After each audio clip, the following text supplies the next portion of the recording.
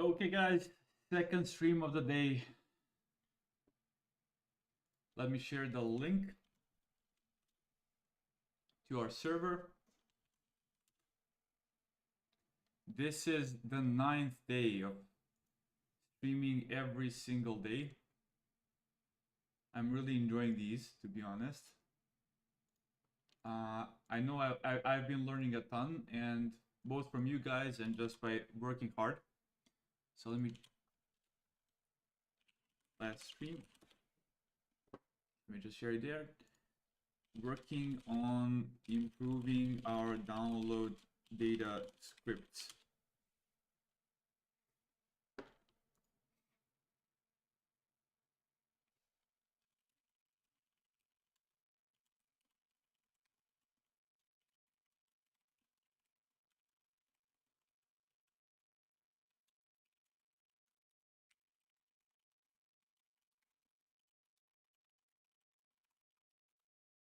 Okay, let's start. Let me open up the live chat and let's go to download Tycho. So previously we improved the download till. Now we're going to improve the download Tycho dataset. Let's kind of follow along the same definition as here with the previous implementation. So let me just split this to the right. Download TIL, and here is Tycho. Let's do the same thing. Again, let's just have corpus name, Tycho. Let's replace this here.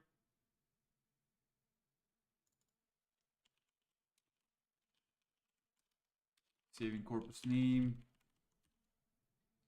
data to there, all of that is the same. Now let's see whether we need these dictionaries or not. Let's see whether we can escape using some of these. Okay, here we have some special codes which are not standard. Or let's see which ones we can extract to our line code mappings file, where we already have this mapping between 2-letter and 3-letter codes. Here they are. Again, we just Shift Alt and move here and do it like this, just to have them all in the same format. So AMH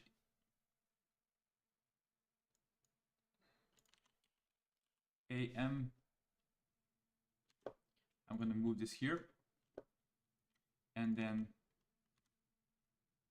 I guess all of these will be okay to just paste into here, into our mapping. Let's build it up slowly. To do that, let's just verify that these are valid ISO 6391 mappings. Let's go here. I'm going to open this table on the side and just do some comparisons. So first one is AM. AM code is correct. That's the Amharic language. Looking good. And then AR for Arabic. That's a legit mapping, but it's also ambiguous because, as you know, Arabic is it's a macro language. There is a ton of dialects, if you want to call them like that. English, we have it. Okay, maybe I'm thinking whether you want to have these Espanol, these special ones here or not. Let's just see FA. FA stands for Persian, and that's a valid language code. French, I think we already have it even up there, yes. So we don't need it. We can just delete it. Hindi, we have it above as well. IND, let's see which one is that. IND, ID, that's Indonesian. Let's put it in here. Okay. And then KMR. We don't have it here. KU. Okay, that's KU to KMR. That's weird. That's not a good. That's not a good mapping unless. Let me see. KMR. Okay, Northern Kurdish. Okay, that's because they know they are using Northern Kurdish. Okay, that one we're gonna leave because there is no way we can know that mapping otherwise. Portuguese, Brazilian, I'm gonna leave that as well here. Russian, did we have it already up there? We do have it. And then finally, this is, I guess, Chinese. Chinese. Yes, that's that H. That's a good one. So let's paste it there. Okay. So all of these are valid 1, 2, 3 mappings. Now let's see these special ones. This is kind of domain knowledge of this particular function. So that's why I'm going to extract it there. I'm going to keep those there. Otherwise, we're going to use the generic ones, this big table.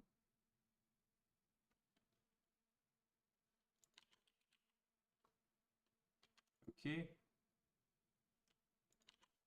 Just quickly, let me see a couple of things here, just to make sure we don't have any errors. This looks good. GU, GUJ, Gujarati, BN, BEN, Bengali, English looks good, Tamil looks good, TA to TEM, MAR looks good, that's Marathi, Punjabi, PA, Hindi looks good, MAL, Malayalam, interesting,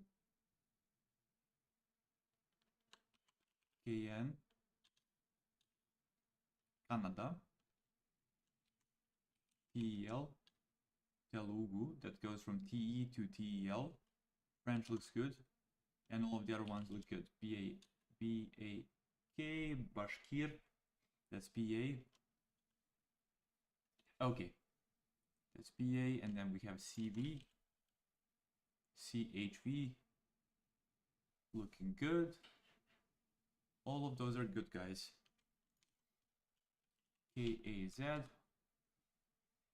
KK, looking good. Okay, guys. So we're gonna leave these special ones. This is some domain specific knowledge. They know that for this data set, Kurdish maps to Northern Kurdish. So I'm gonna put that in there. And there are also these specific ones like localized strings. Portuguese, Brazil, and then Espanol. This is like Latin America or something. Okay, so we can leave those there.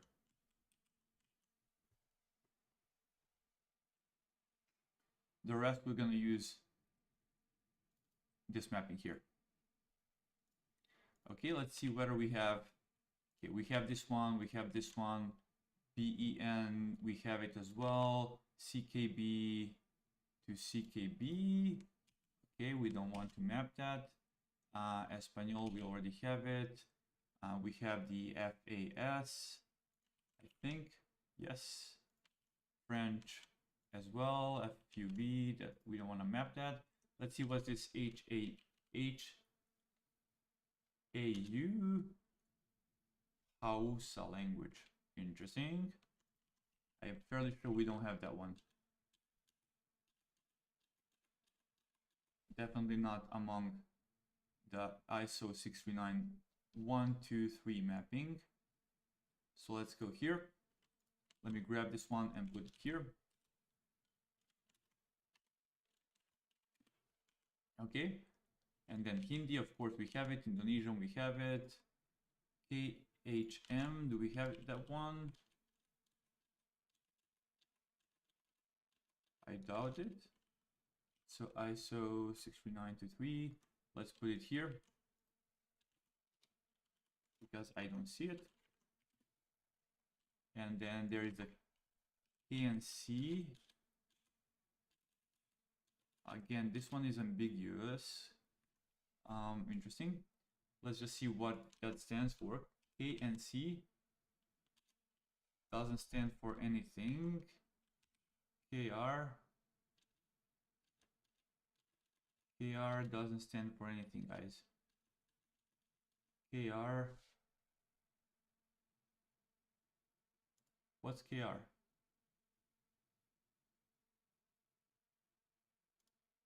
Oh, KR is Kanuri. Wait just a second. KR Kanuri. But it should be mapped to, they map it into KNC, Central Kanuri. Okay, again, this is specific knowledge. This is specific knowledge which we cannot have. KU, again, KMR. That's again specific knowledge. Let's see the rest. LUG, Ganda. Interesting. Let's go back to the mapping. LUG. I don't see it here, so we're gonna just paste it. And then Lin. Again, I don't see it here, so let's check whether it's a valid mapping. It is LN to Lin, Lingala. And then MAR, I think I've seen that one before. Yes, we have that. MSA should be Malay. MS to MSA, but I doubt we have it here. And it seems we don't. So let's just copy it here. And then MYA, Burmese language. I doubt we have it as well. Let me just see. MYA. Okay, and then there is this NPI language. NPI. NE. NE maps to Nepali. There are two languages there. One is MPI, which is Nepali, and there is also Dotyali. So again, this is individual. This is special knowledge of this particular data set. Okay, and then there is the NUS, which we can just ignore because it's just mapping to itself. And then let's find OM.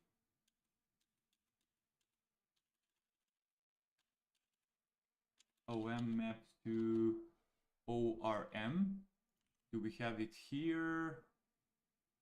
OR. Nope, we don't have it, so let's just map it here. We can remove this. This is again specific knowledge. I mean, this is more localized knowledge. PUS. PS to PUS, that's Pashto. P. We don't have it, so let's map it here. Russian, we have it. Let's see what's this RW. stands for Kinyarwanda. Interesting. It maps to KIN, that's good mapping. SOM, Somali. I know we have somebody speaking Somali in among our language champions. And then this is probably Swahili, SWH, SW, Swahili, but there are two different versions, and this is there is a Congo Swahili, there is a Swahili individual language. So again, this is specific knowledge, because otherwise we should map to SWA. Okay, let's see. This one is Tamil, I think. We combine both Tigrinya varieties. Okay, this just maps to itself. And then there is the TGL, which is Tagalog. I guess that's spoken in Indonesia. I might be wrong. Correct me if I'm wrong. TGL. And then we have Urdu. Yes, that's Urdu. Okay, apparently we don't have it in our mapping. So let's copy paste it there. And then there is the ZHO, which is Chinese, and there is the ZUL, which is Zulu, I guess. Zulu. And I'm fairly sure we don't have Zulu. So let's add it there. Okay, guys, that's it. That means we can now, let me just put cursor here, Shift Alt to create a long cursor and just make sure all of them are in the same, have same indentation. Okay, again, this is specific knowledge. Some of these are being mapped. Maybe we can create like localized. What's this? Let me see, what's this code? ESL LA language code. Which type of a code is that in particular? ISO language code table.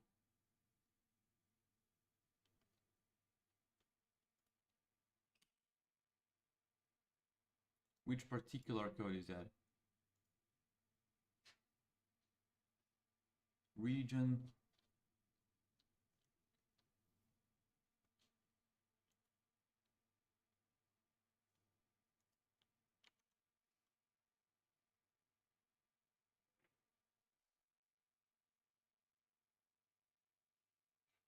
Okay, a region designates a code that represents a country. ISO 31661 standard, 2-letter capitalized.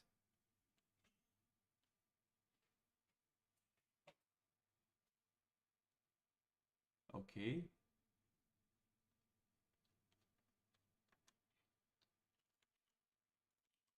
Fair enough. Maybe we can start building these tables as well. But some of this knowledge is simply localized.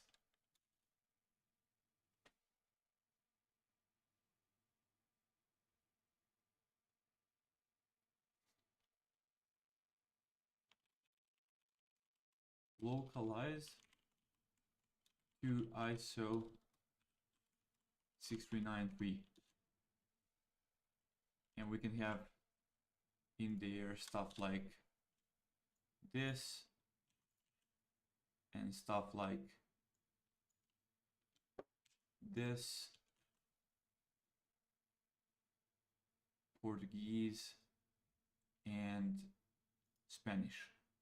So what I suggest is we just grab these and we just put them in the same table, and we then delete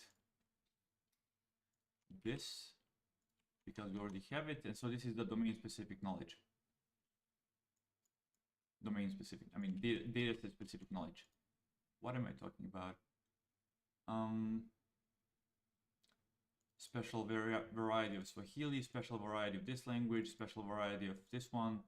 special variety of this one, and then we have just localized versions. So for localized versions, I think we can remove these two as well, and just have, this is basically dataset specific language mapping.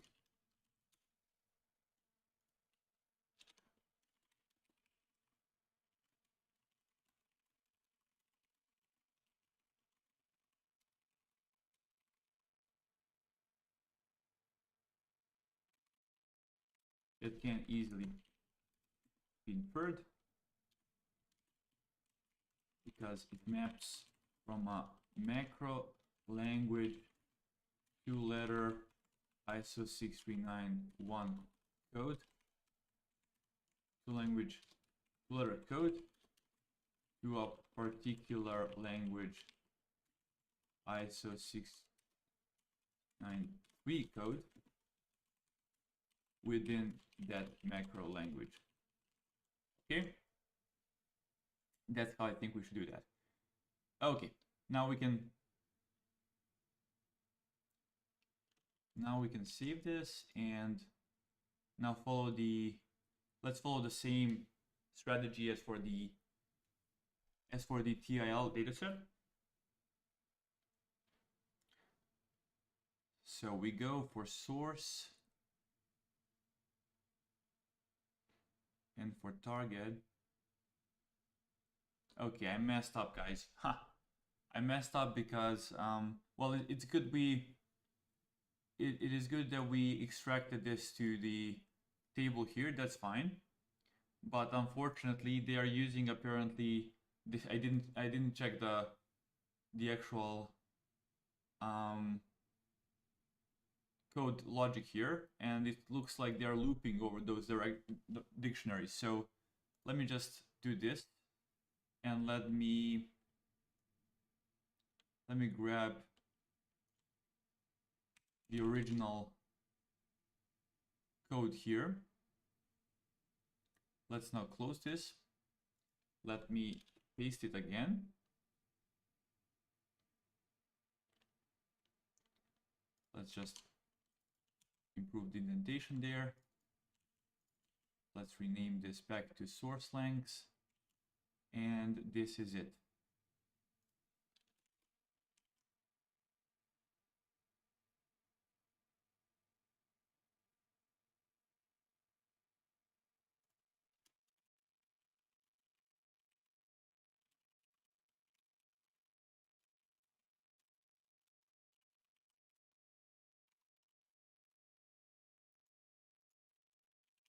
Okay,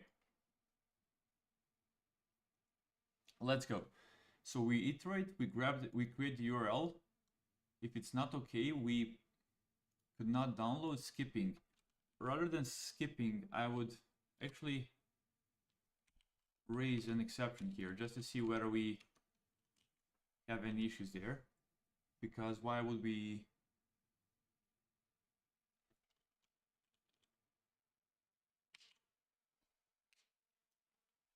allow silent failures?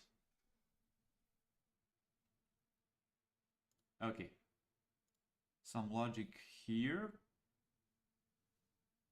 Source language, we map source to the 3-letter code, and we map target to 3-letter code.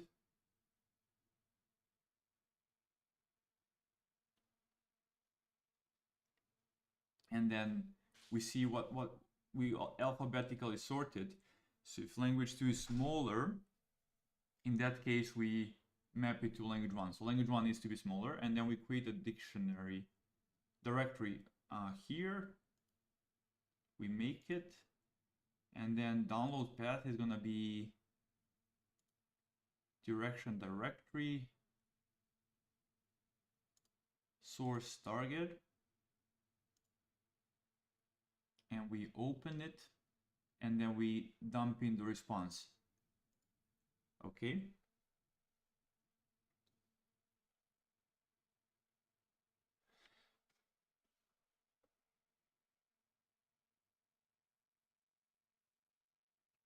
So that means that for this particular data set,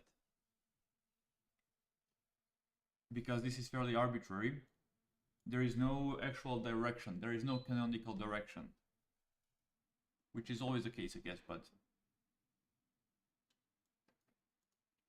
let me open up the data here as well.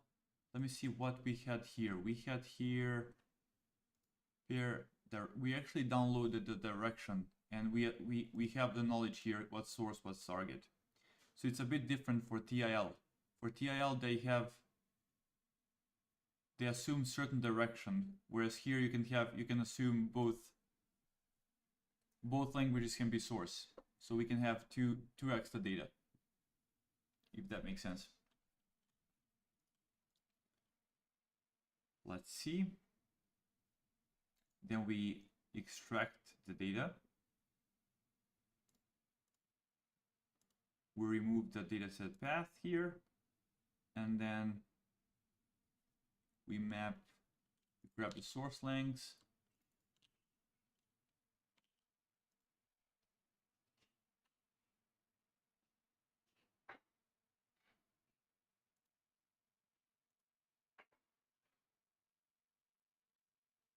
Use 3-letter codes. Open the file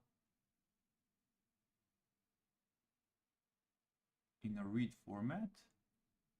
We get the data, and then we do what? We create a source path.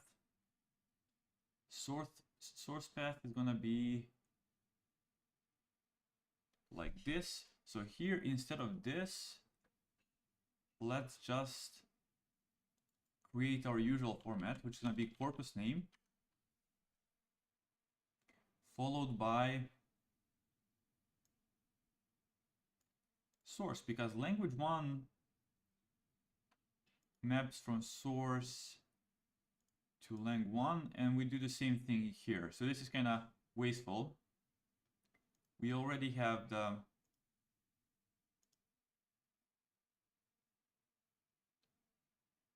codes there, so we don't need this really. We can just put language 1 here.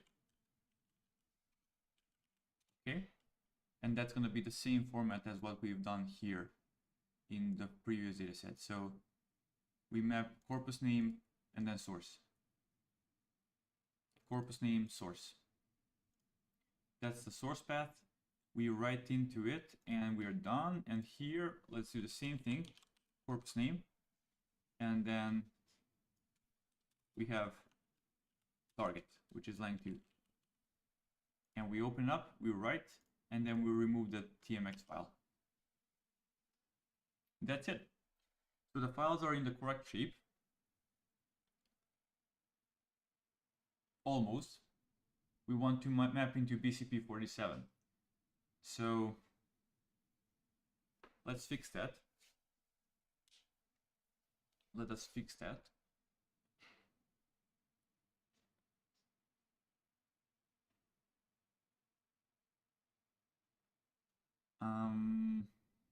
We just have to change the codes up here, and then we'll be done. So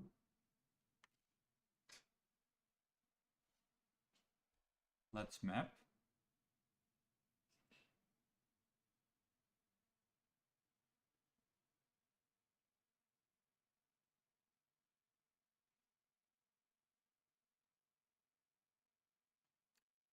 Let's see how we can do it. Let's do the same logic as here. Let's just copy paste this code here.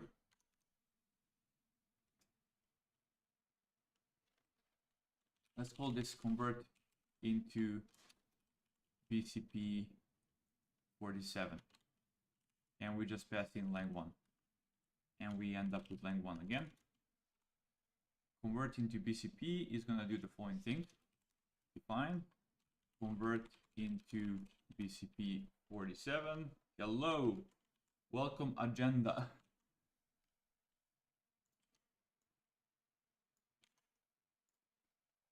let's see what to do here. So let's pass in some language code.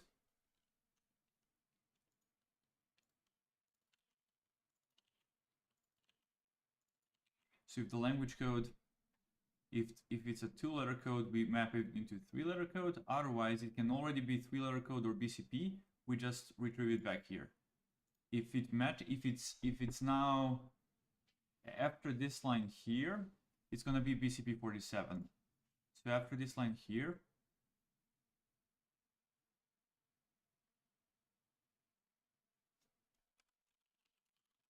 it's gonna be BCP 47. Actually 3-letter code. And then if it's in an ambiguous category, then you have to manually specify. If it's unsupported, then it's unsupported and we can retrieve back something invalid. Like we can return -1. And then here we finally map into BCP. So we return line code. Okay, that makes sense. So we either return valid code, or we say this is unsupported, or we throw an exception. Because we can handle this one, we cannot handle this one. We have to manually figure stuff out. Okay?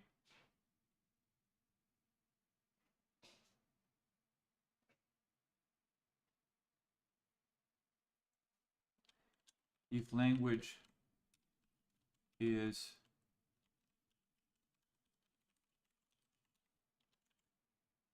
then we just continue, right? If one of the languages is unsupported, then we don't want to write that data at all. Okay. Let me just create this variable. -1. Go back here. Retrieve unsupported code. And that's it. We do the same thing for language 2. If it's unsupported, we continue.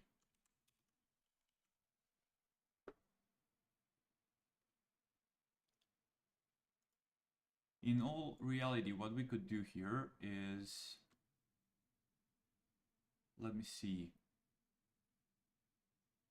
We should do this later in order to save some time and not download at all. So what we should do is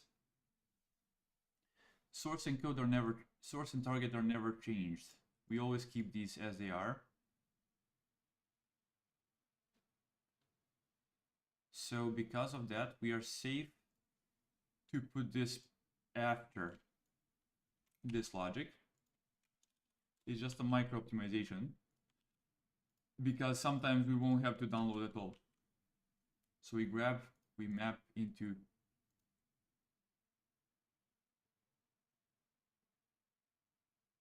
lang 1, lang 2. They do their own logic, and then I grab that code and I try and convert it into BCP 47.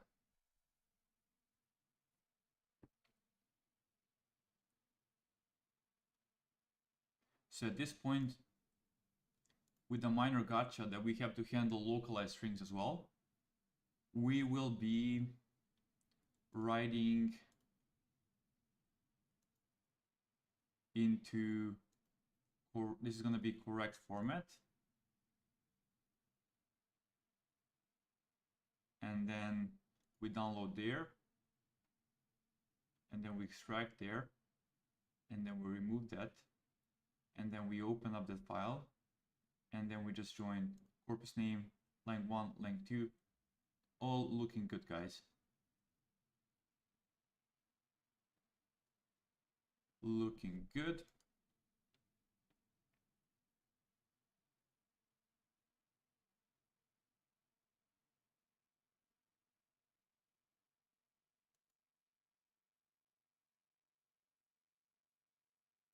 there's a minor thing we have to do, and that's to also support localized versions. Let's go here. What happens if we're dealing with localized code? So as you can see here, some of these language codes, let me see. We always map first using their dictionaries, which means we sometimes might end up with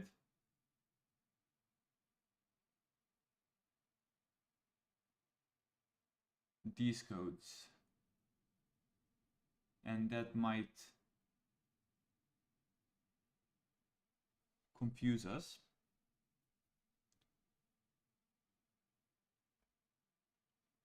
So let's assume we end up with this. Then what happens? We go up here, we try to map, is it 2? No, it's not. We retrieve back the code. If it matches the BCP47,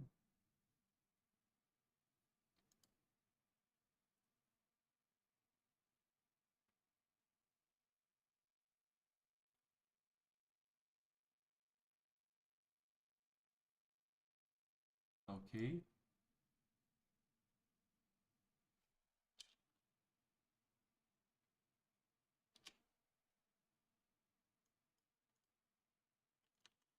TIR, let me just see whether we have that one up there.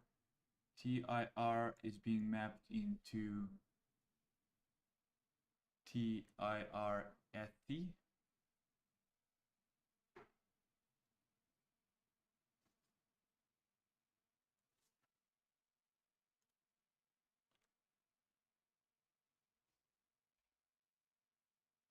Unsupported codes. A bit messier than I expected. Let me think, what's the best solution here?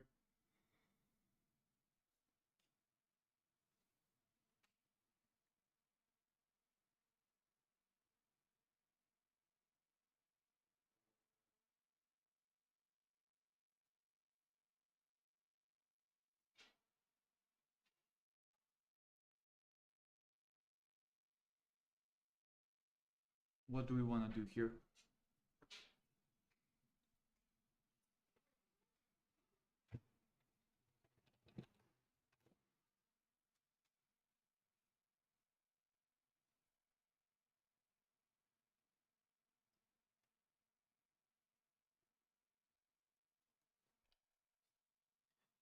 If it's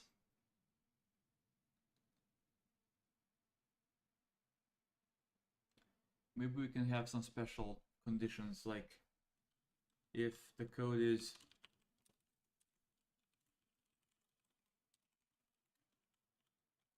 TIR ET, then we get this.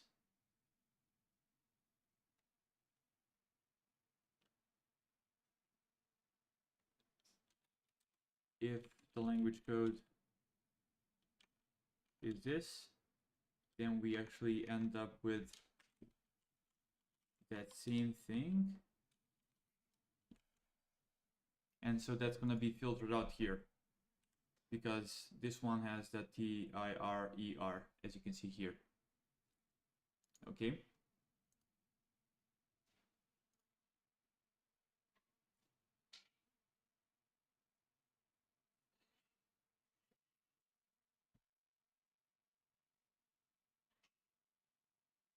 That's going to be hit by the unsupported code. That's why we can't just map into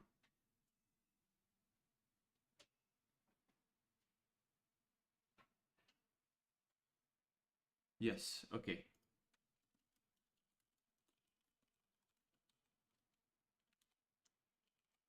This will trigger the unsupported code branch. Okay, this is looking good. Let's try and run this code.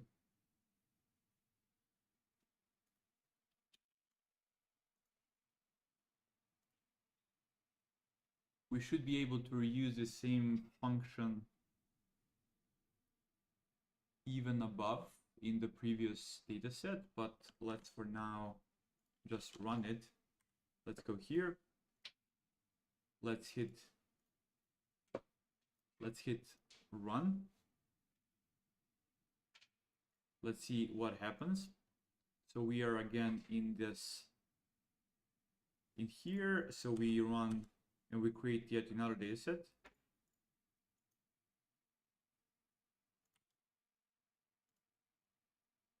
TIL, TICO. We create all of these and then we start downloading. We convert. We grab.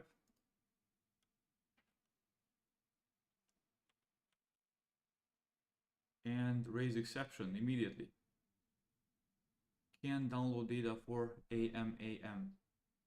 Okay, that's because we are doing a silly thing here. If source equals target, continue. Let's rerun.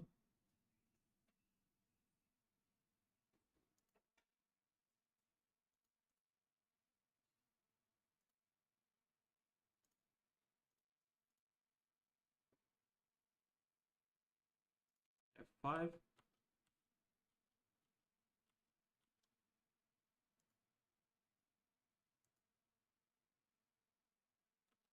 Okay.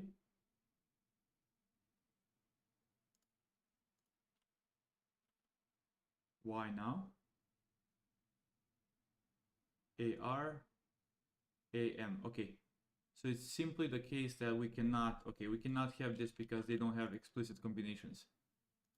Again,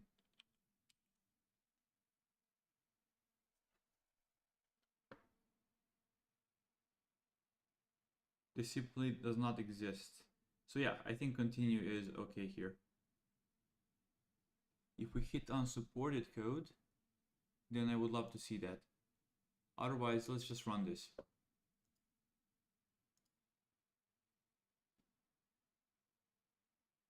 Okay.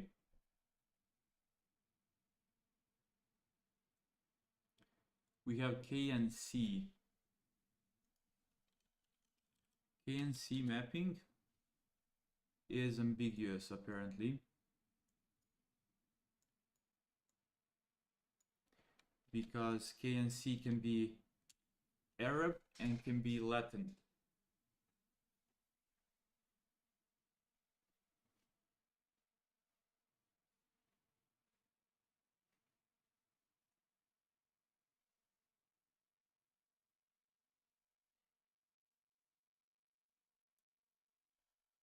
Let's see.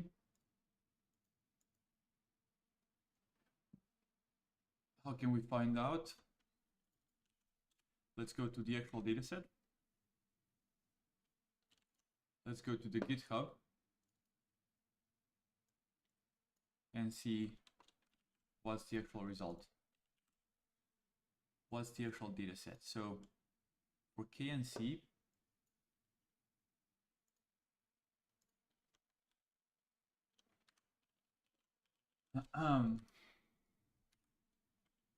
see what's that data, what's the name of that language? K and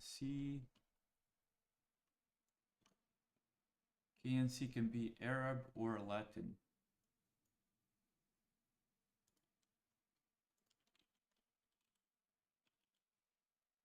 KN.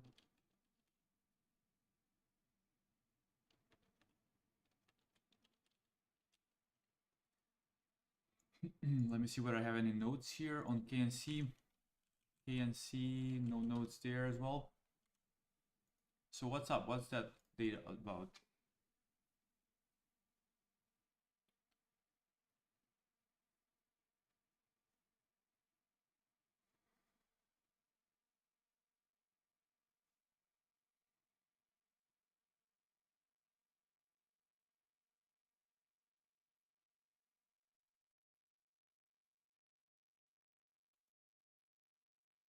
Why don't I see KNC here?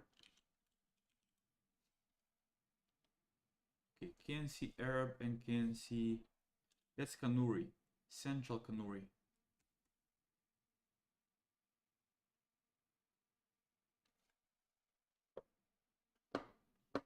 Okay, Kanuri.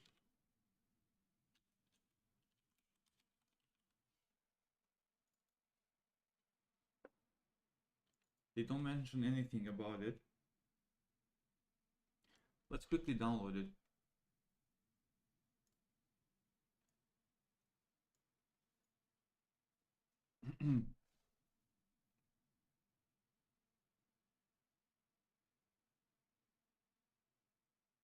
Let me go up the stack.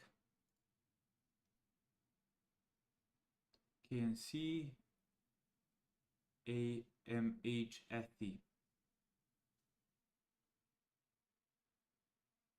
AMKR.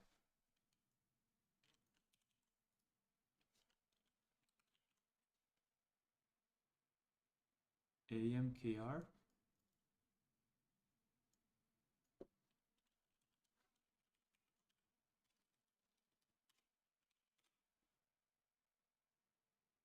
AMKR does not even exist. What? Or we have to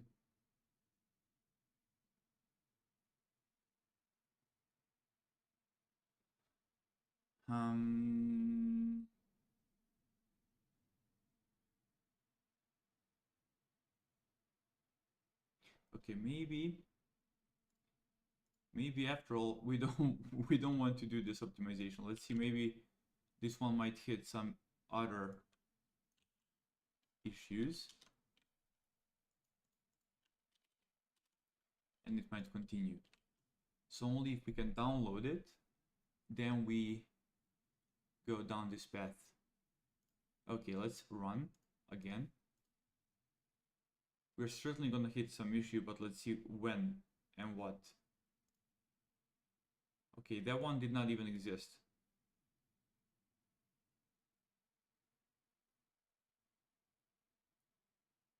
Okay, so sooner or later I knew this is gonna happen. Some ambiguity. Okay, which one is ambiguous out of those two?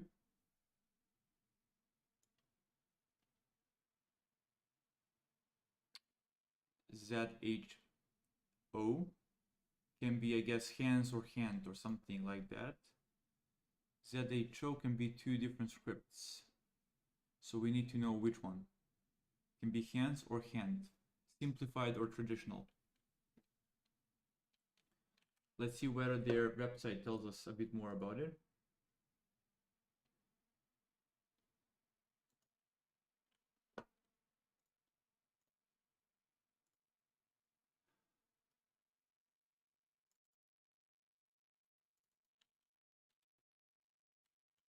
Let's open up this.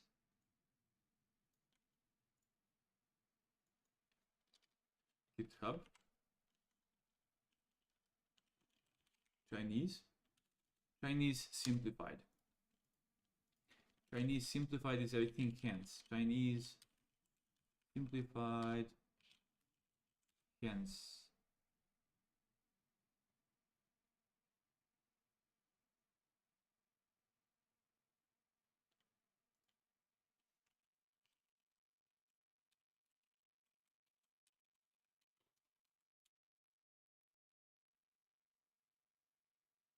So hands is simplified.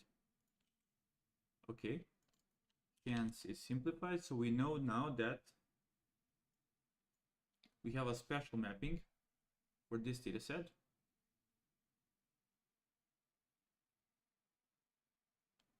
So how do we now integrate that knowledge? Let me think.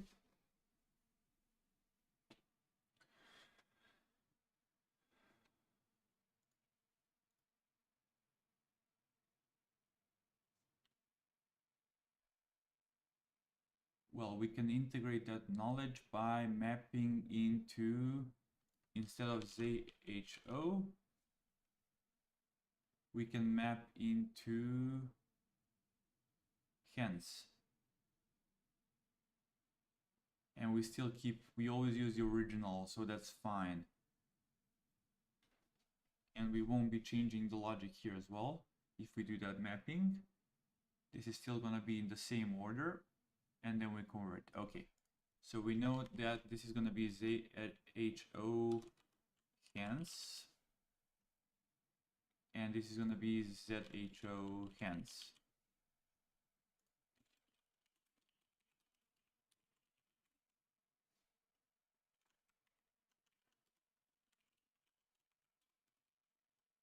Remove ambiguity.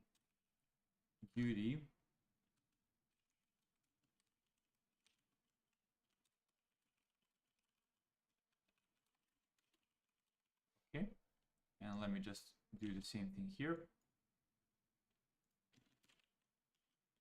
And now we're good, because now when we apply this, we end up with a code that's not ambiguous, and then this can handle it as well. Okay, let's run. Let's rerun.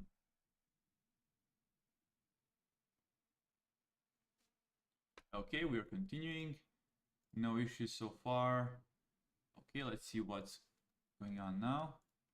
Again, it's always going to be these ambiguous codes because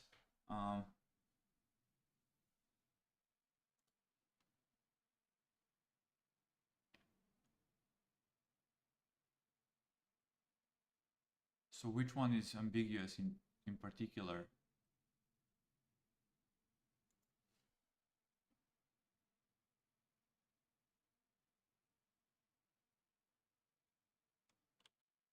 Okay, wait a second. Oh my God, yes, I see now.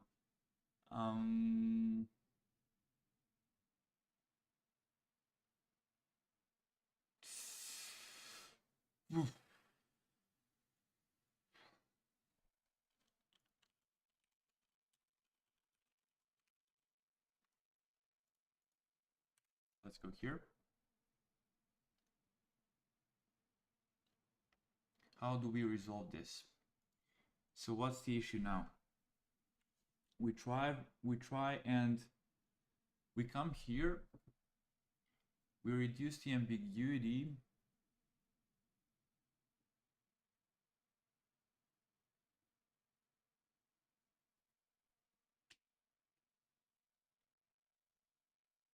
But here we remove it because language code, this one brings us back to 3-letter code.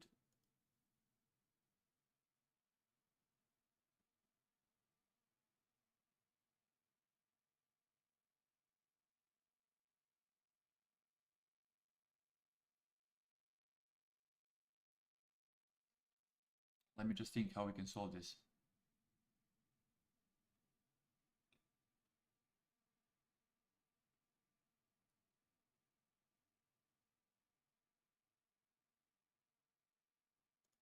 Okay.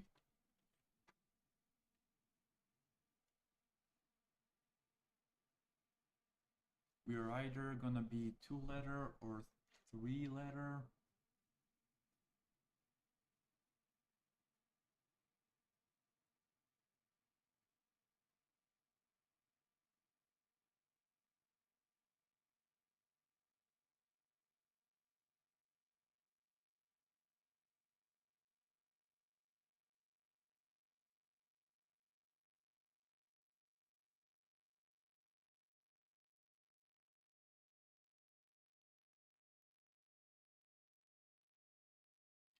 Wait, guys, if we match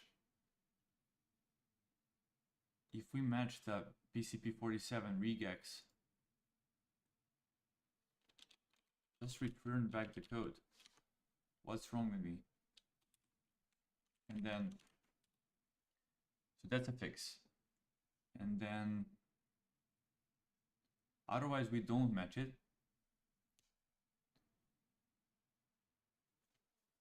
That means we're not a 2-letter code and we are not a BCP code at this point. So we are either a 3-letter code or a 3-letter code with like ET suffix or like Tigray or something. So at that moment,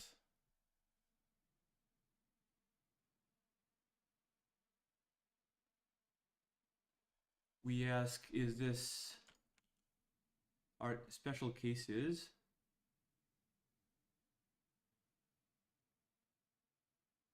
We have some special cases.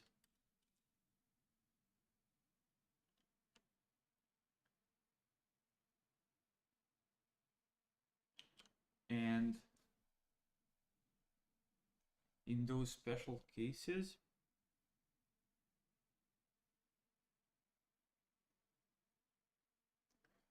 we return TIR or TIR-ER.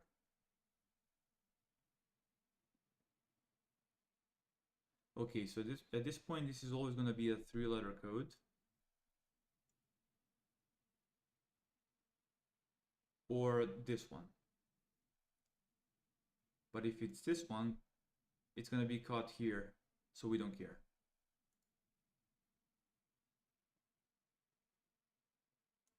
Okay, this logic should now work.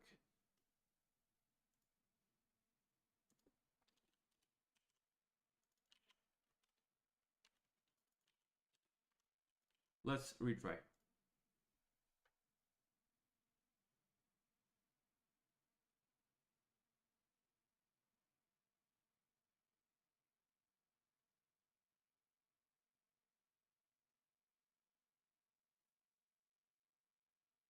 Okay.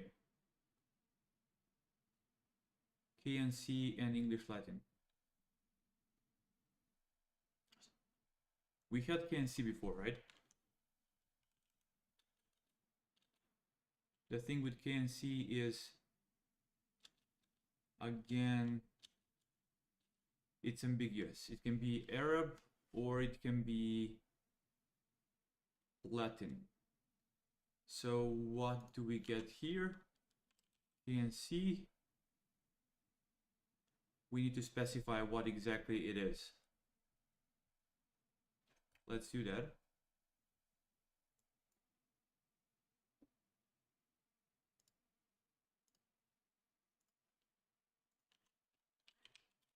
KNC Central Kanuri, Arabic or Latin.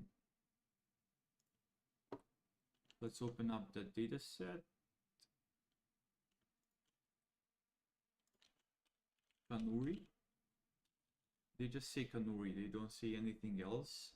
So we really have to download the data to see what it is, to remove the ambiguity. So go here, grab this, plug in English Latin as the source. So let's grab this, English Latin as a source,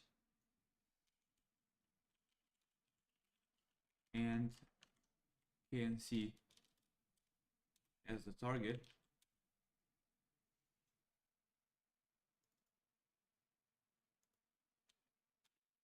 This one should exist because we obviously passed through this and the response was okay. Why can't we just fetch this? What's wrong? Let's paste this URL and let's just try and open this. Open. Okay, I made some typo or something. So let me quickly open it up. New window. Downloads. Let me just go and grab the modified file. The last one, extract here. And it's a TMX file. And if we open it up, here it is. So English and then KR.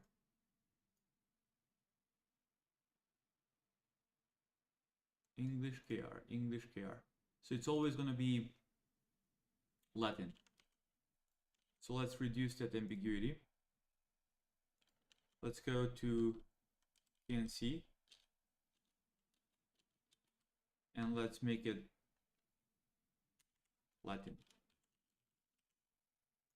And now that should solve the issue. Let's rerun.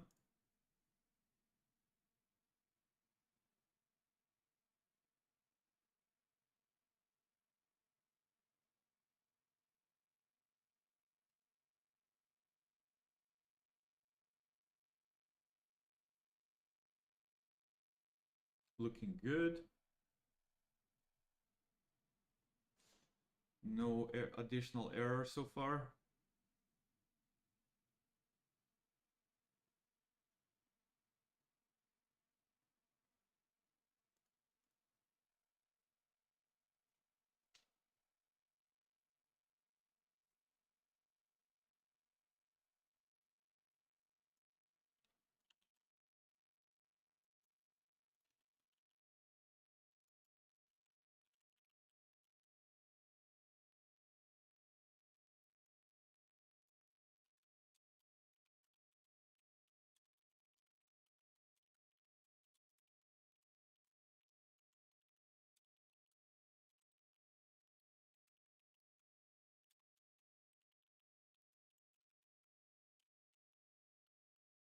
Okay.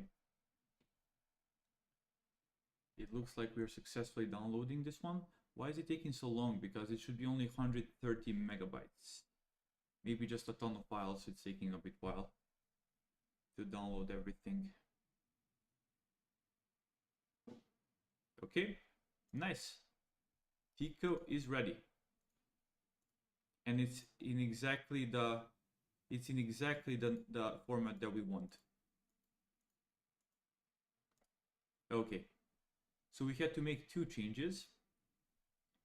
We had to reduce two ambiguities there. And we had to improve this logic here. Again, let me take you through this logic. If the language code has two letters, that means we are dealing with ISO 6391. In that case, we map from 6391 to 6393, which is a 3-letter code. If it's not 2, then it can be either 3-letter already, it can be BCP47, or it can be something like this. In that case, we just put it here. If it's BCP47, we immediately retrieve it back because that's the goal of this function. Otherwise, we continue with either a 3-letter code or something like this. 3-letter underscore 2 capital letters. Because we only have 2 such situations where we expect 3-letter and then 2 capital letters, we can create edge cases. For this one, we can map it to TIR. And that means after this line here, we always have 3-letter codes unless it's this one, okay? And now we ask if it's in ambiguous category. If it is, we have to resolve it. Otherwise, if it's unsupported, then we return unsupported code. This one is unsupported, which means here we just have 3-letter codes and we retrieve BCP47. So that's the logic. This should be robust up to an extent that we don't have any more edge cases. So this one will work for this particular function, and we can now go and submit it.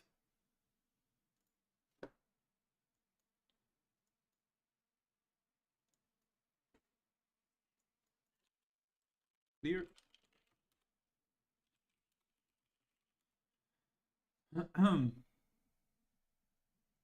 Let's save it. Let me just see what I changed in the line code mappings. I think it was just the addition of a couple of more mappings. Yes. And the localized ones, which we don't have to use for now. All good there. And here, what did we change here? I guess download Tycho. Here is the logic of the download Tycho. We modified. Let me just close all of this here. Okay, we modify the names. We make sure it's BCP47. We resolve the ambiguities.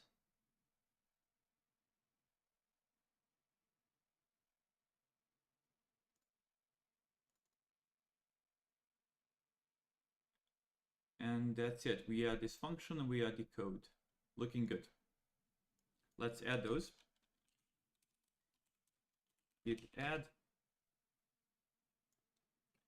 this file and code mapping spy.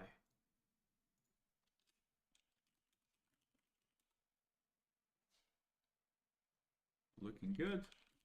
Commit.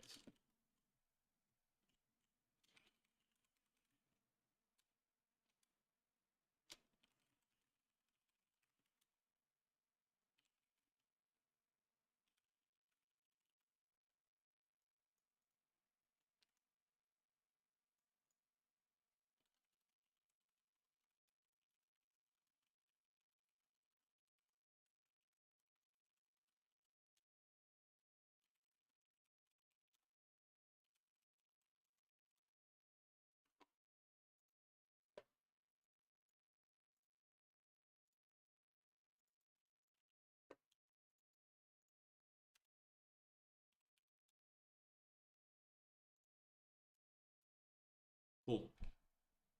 Done. We can continue. Before that, let me see whether I can replace this logic here with this new logic.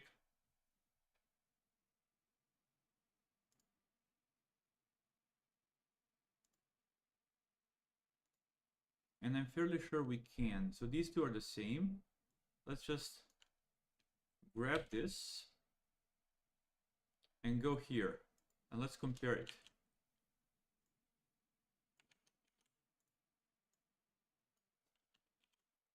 Okay, this line, the first line is the same. In the second one, we should already return the code, so that's good. We have some edge cases. Ambiguous raise exception, same.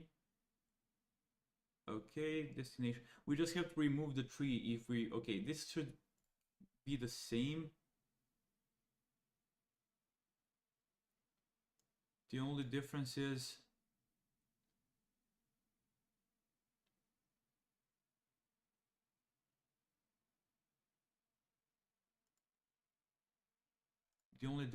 that we have to additionally remove the directory. Okay, let me just see here.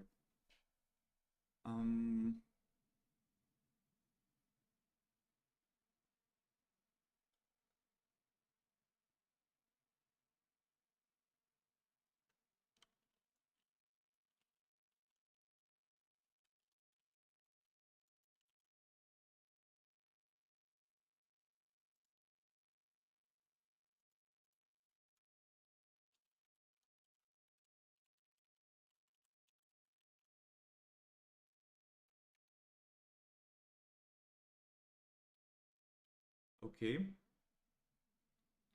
and then if it's unsupported, we do what?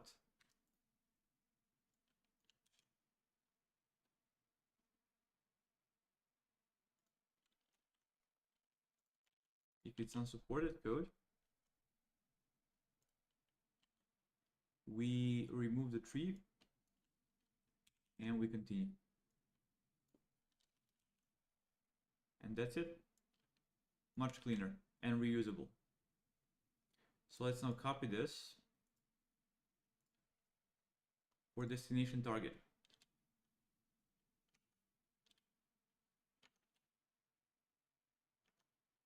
Go Copilot.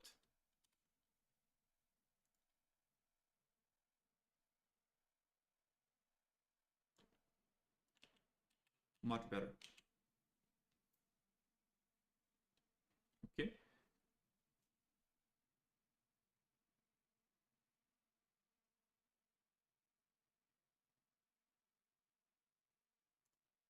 What happens if we have some additional code?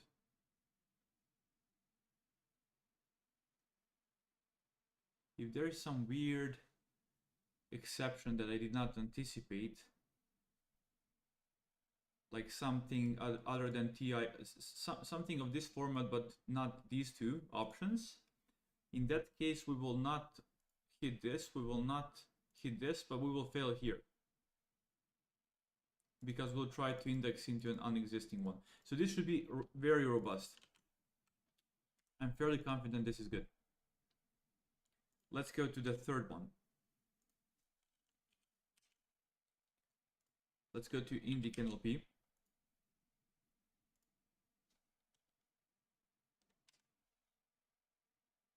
.1 gigabytes here. Okay, again, I'm gonna put this on the side. Let's go and do the same thing. Corpus name, put it here. Indic NLP. Let's go here. Saving data. Download URL. We just grab the data.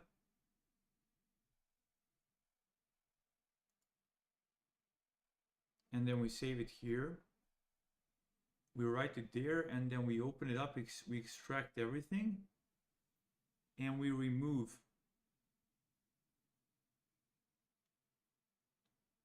the download path. Okay, so in this case, we really don't have any option other than adding the logic we already wrote down in the modified dataset structure.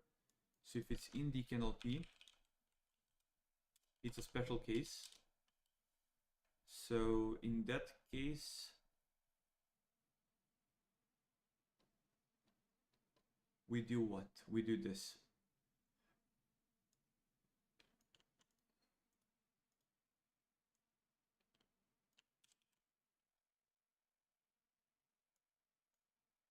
Okay.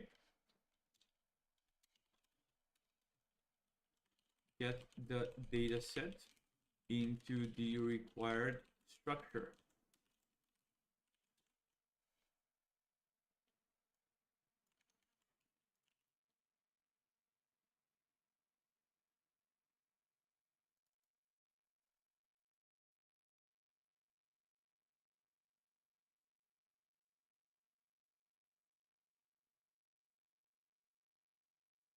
We grab this and we create a nested path.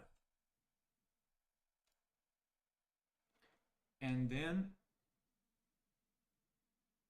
immediately we go to this non-trained dataset path. Let's see how we define it here. We define it here as the same one just above it. Okay. Let's go down below.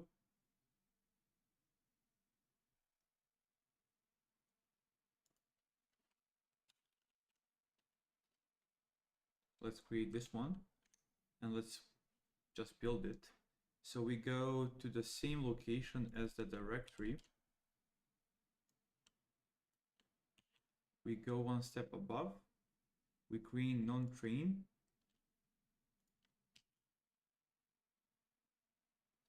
Datasets, and that's it.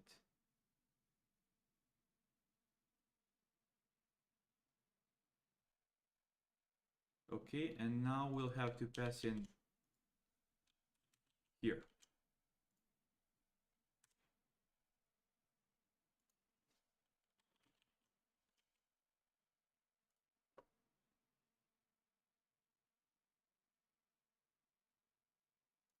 Corpus name.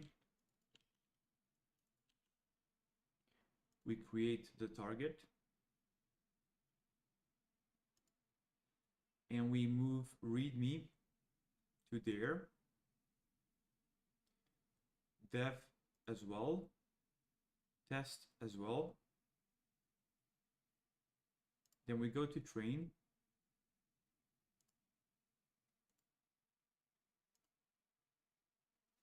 we create a new target, and we go through the train, and we move from there to dataset directory instead. Otherwise, we move it to the target. And then finally, we remove the dataset path.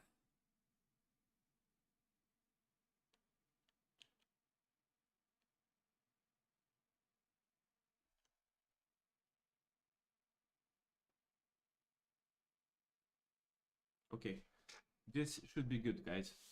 And this should work straight ahead.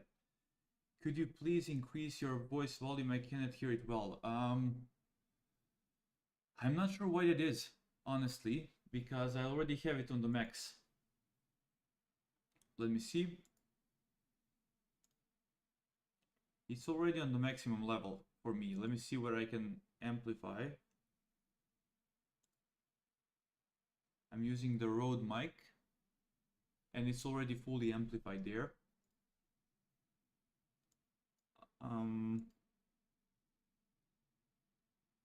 Just give me a second.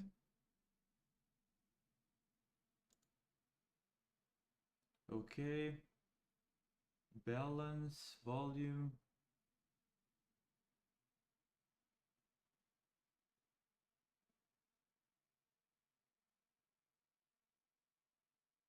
Monitor off.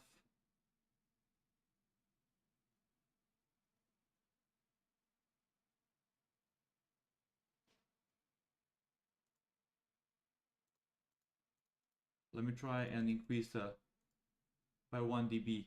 I'm not sure how much I need to increase though.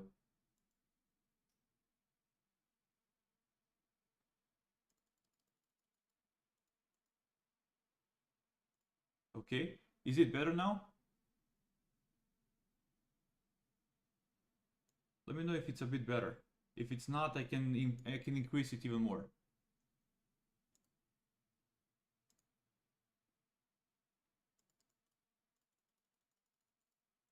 Let me go to 3 dB. Let me know if you can hear me better now. Yes, it's better. Is it too loud? Or is it okay?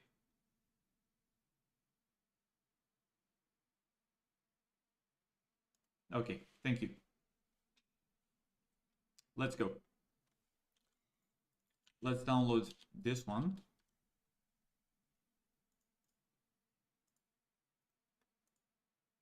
It's enough not too loud. Awesome.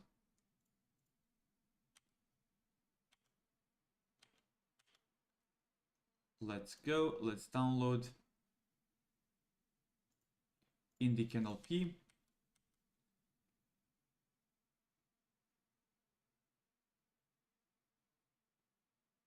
Get the response. We're downloading. It might need a bit of time to download 3 GB of data. And then we can go and step through the rest of the function.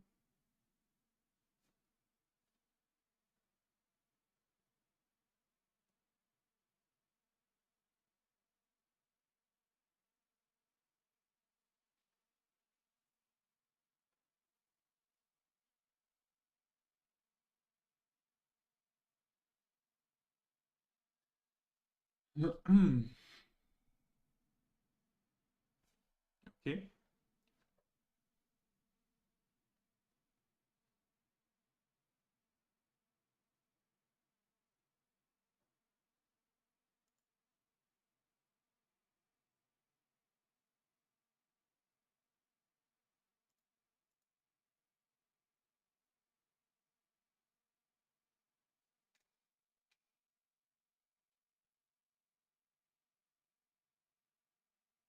This should make sense.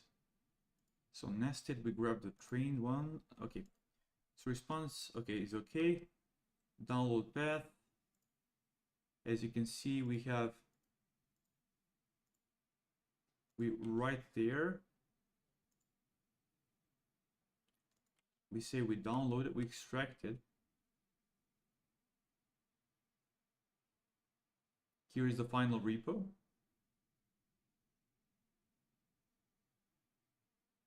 takes a while to extract because it's again 3.1 gigabytes. Then we remove the actual archive, and then we are left with this structure that we are well familiar with.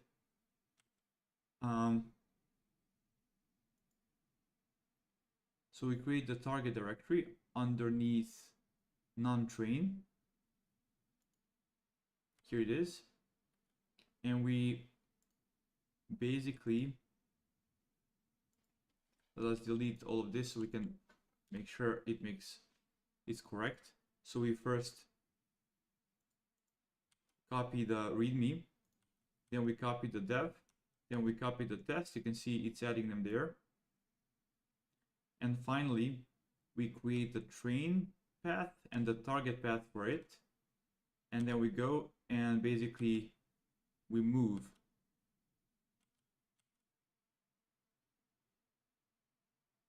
from here to here. No, this is not good. This is not good. We almost made a mistake here. We actually want to move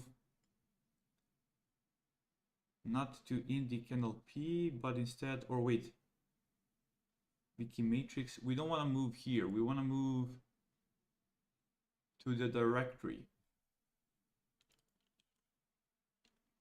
This is what we want here. So let's see why I made that mistake. If we go to modify data structure,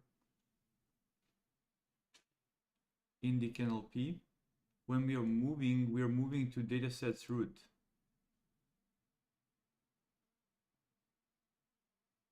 As opposed to dataset directory, which is the final repo. Dataset path, dataset root. Yes, that was a mistake. So we need to move here.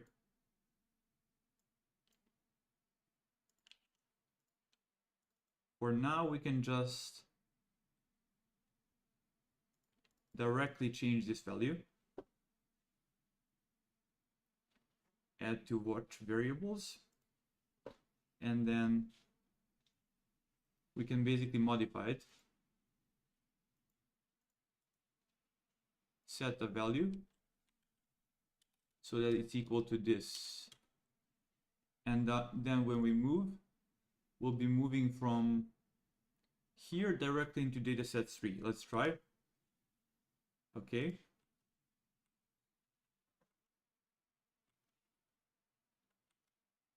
Exactly.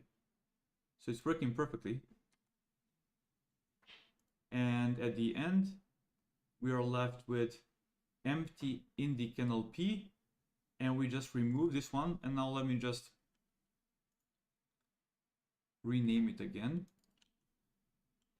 So I kind of simulated what would happen if we ran it correctly, which we did not initially. So again, add to watch.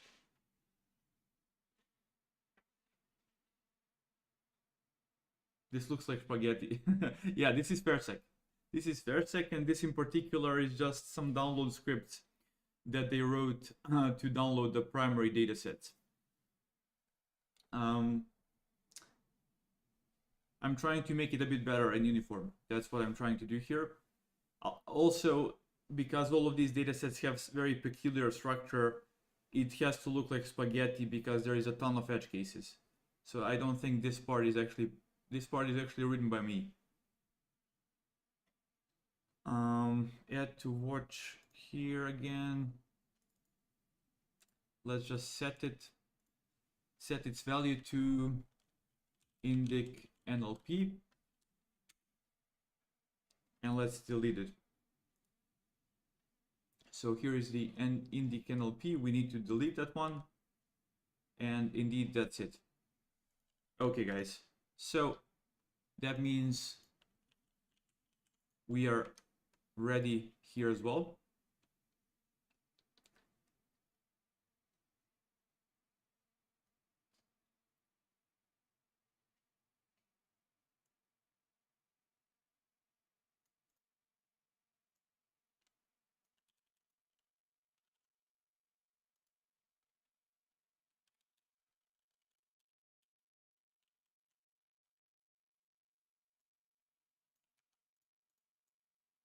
just comment this.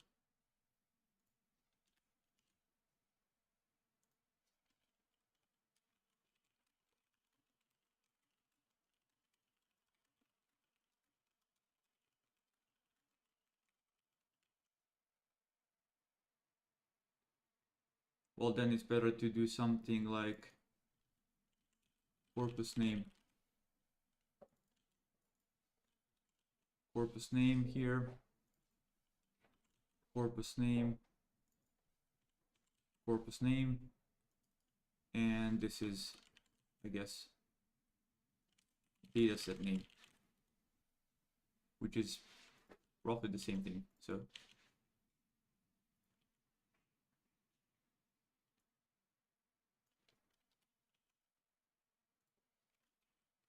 the required output dataset structure of each of our download functions is like this.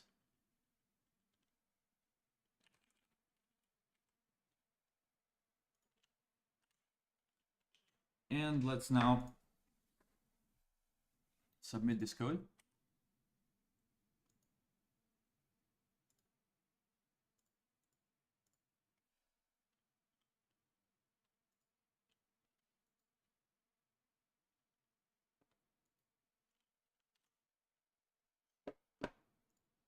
Go here, hit status, and then just add. The only modification we had was in the parallel corpora download function, so let's just add that, and then let me commit that. Refactoring Indic NLP dataset, and just push that as a change.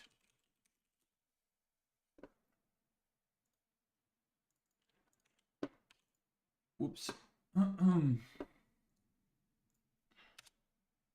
Okay, that's it. We are done with the third download function. Only 20 more to go. No, I'm joking. This should be now easier and easier because, well, I don't know, because we already have some code up there. Okay. Let's just make sure all of them follow similar structure. So we create corpus name,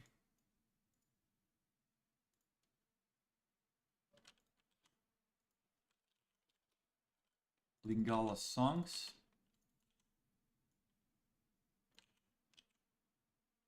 saving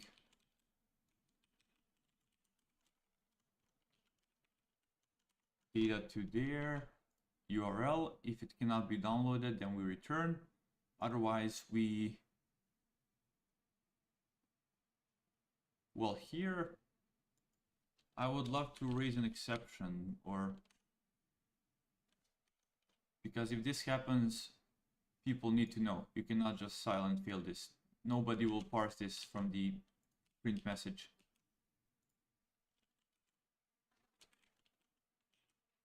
Okay. Let me see whether I've made a reasonable assumption here as well. If we could not download, dude, this is not good practice. You have to know that something failed like this. Let's go here as well. Download Tyco. So maybe some of them are not.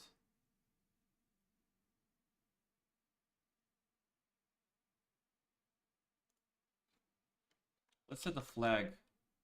Flag all failed is true. If any of them passes, we set this to false. If at the end, then we raise exception. And then also for TIL, let's see what's happening here.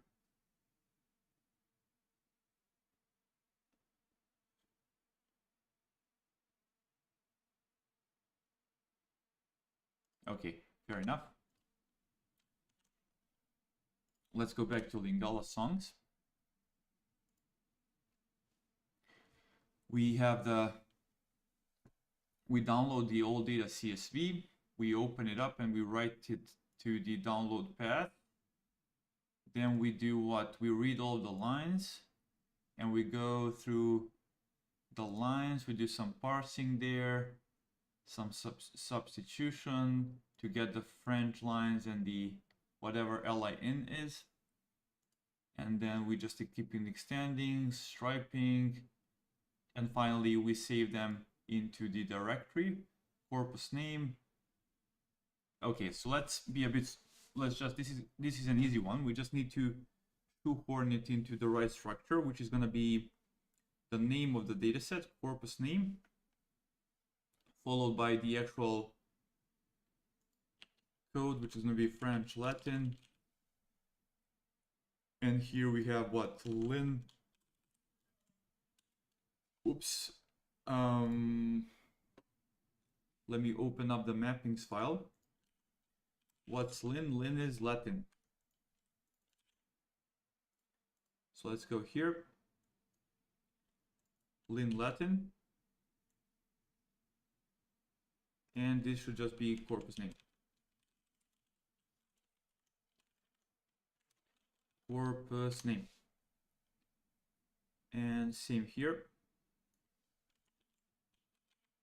Corpus name. That's good. There's one thing missing, and that's the fact that we want to have a directory above it that contains information about the direction, the language direction. Let's see how we've done it before for this data set. So Lingala songs, as you can see, we have both of these. So let's do it like that.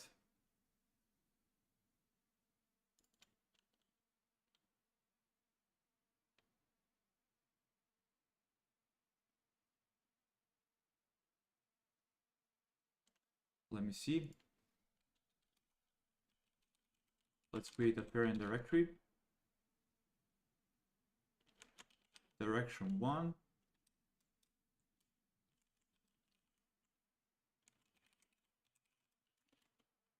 It's gonna be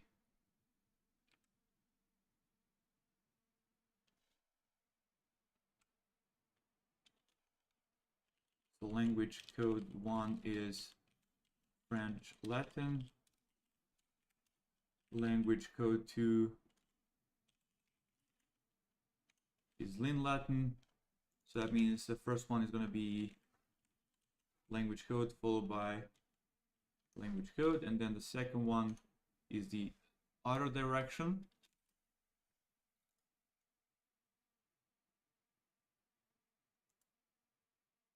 And then we join that.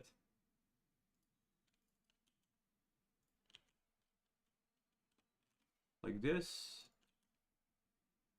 like this.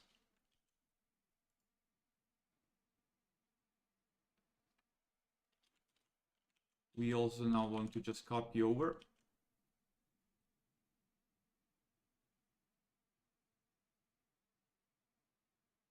Okay, it might be problematic because we don't have this data set. We have to first create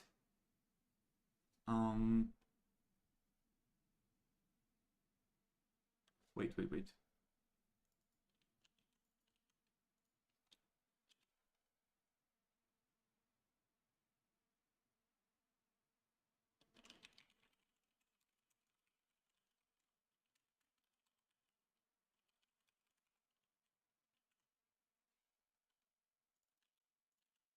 This, and then just add direction 1 and make sure these exist. Or just directly here. Let me see. Yeah, why am I repeating the work?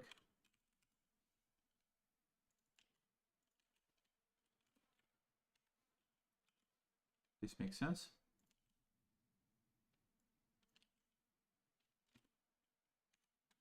Let the Copilot finish the rest, and let's just make them exactly.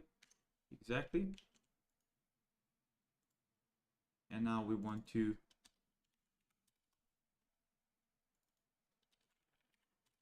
just save the files and then copy them additionally.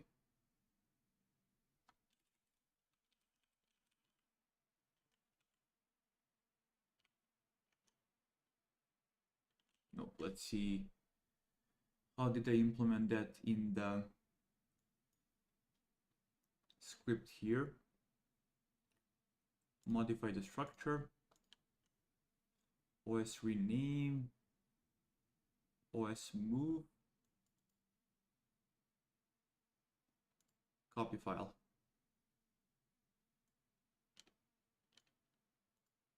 Precisely like this. Okay.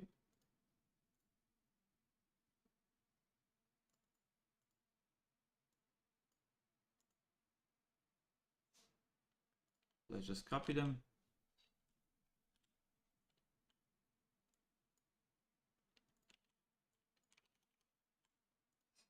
Copy the files.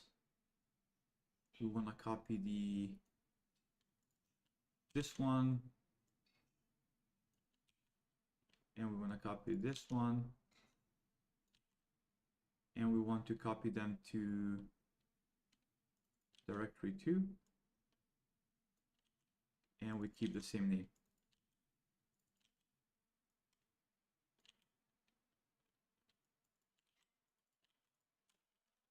Exactly. Finally, we remove. So let's see whether this makes sense. So we download the data. We save it to this path, which we then later delete. We just grab the data, we process it, and then we start storing it. We have two directories because we want to go both directions with those two files. We just make those directories here. We can just put language code 1 here. Language code 1, and here as well, language code 2. And then we open, we write to that file. We do the same thing here. And finally, we just copy them to the other direction. And that's it. Okay, let's do it. Let's put a breakpoint here. Download Lingala songs. Hit run. And let's go. So we download. Until here, I'm certain everything is fine. We didn't change anything there. So now let's create the actual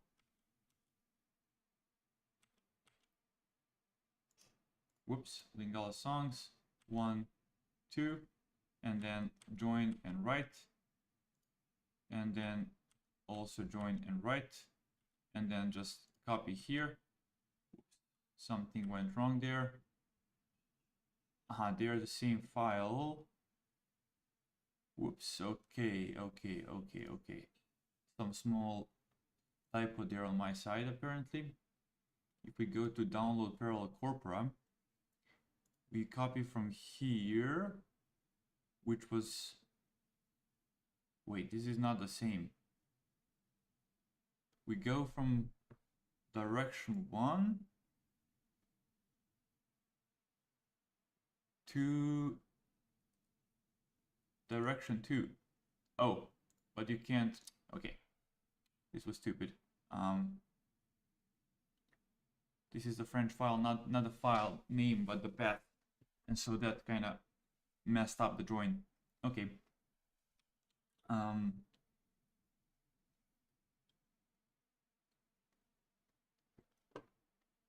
Just a second.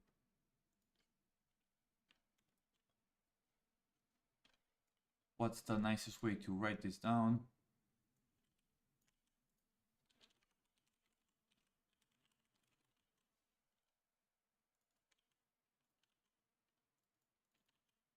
And then the same thing here.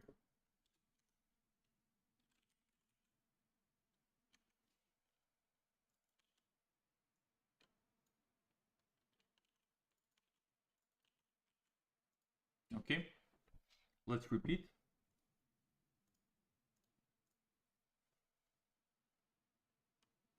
Hit F5,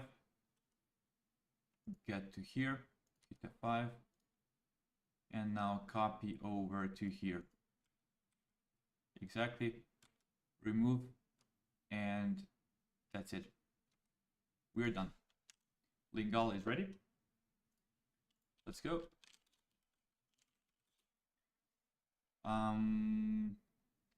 The only thing we've changed is this. We can just hit add that particular file. Let's see what is the thing we changed. Apparently only the actual definition. And I also made sure that some of these are working as expected. So if all are failed, if none went past the response okay, then we want to raise an error. Here as well in download indic, raise exception if we can't find it. And all of that makes sense. So git commit with message refactor Lingala songs plus robustify the other funks. Push that to origin. It's going to be a lot of commits today. Okay, let's go. Fairly easy work, but fairly important work. After this, people can just download this data and not think about the structure. Everything is just perfect. And then we can analyze the data, we can filter the data, we can prepare it later, and then start the training run. Download FFR, let's go. Again, I'm gonna open up parallel corpora on the right, and I'm gonna open up one of the other ones here. So previous implementations, and just copy the same logic. This is gonna be FFR, corpus name.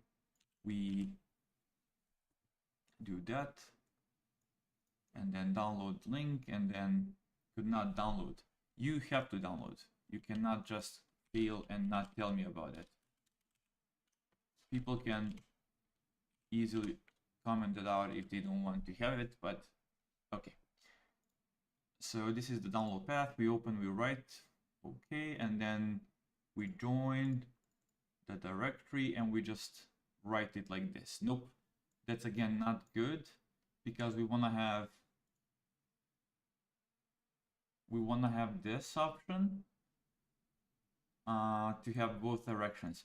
One thing that fell to my mind, why not for these where we can have two directions, we can just add a flag. Should we have both directions or only a single one? And what should be the canonical direction then? Yeah, let's not care about it for now. So FFR, FON, and French. So FON Latin and French Latin. So language code 1. Lang code 1 is going to be French Latin.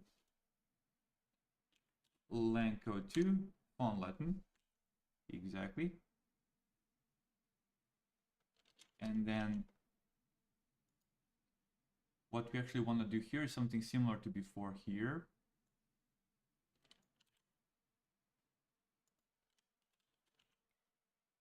Parent directory, something like this. We create both of those, and then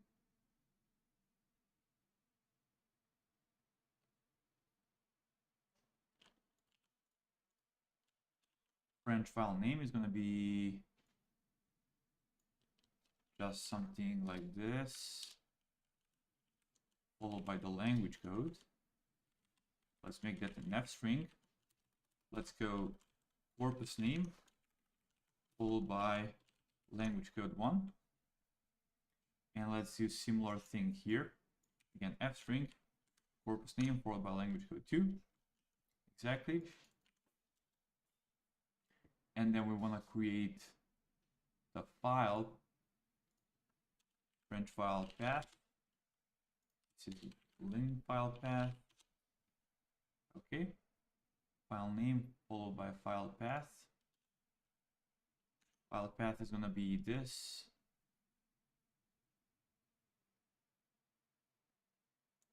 And here as well. Okay. And now we open up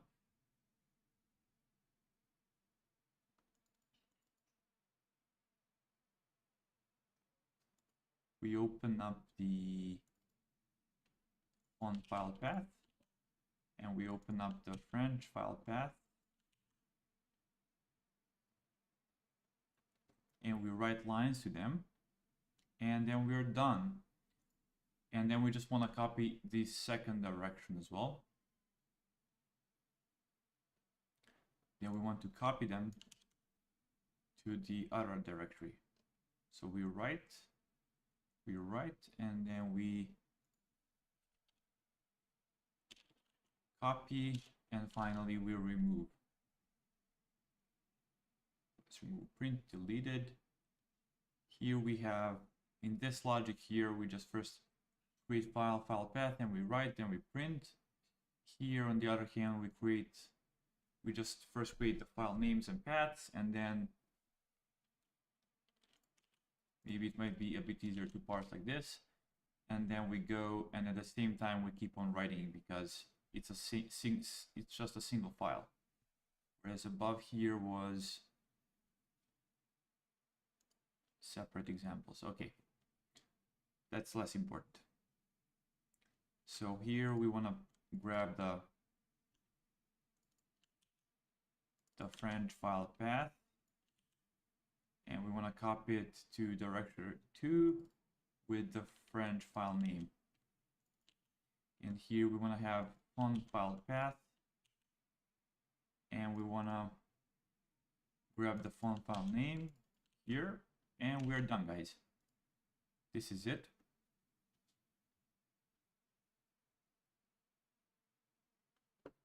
Let's run this function. Hit run. Okay, make the directory ffr. It's empty at the moment. Let's go and download. Prepare the actual, open them up and write down. Okay, and then after that we have the files in one of these directories, and then we just copy to the other one and copy again, and then we'll remove the original file. That's it. Done. Looking good.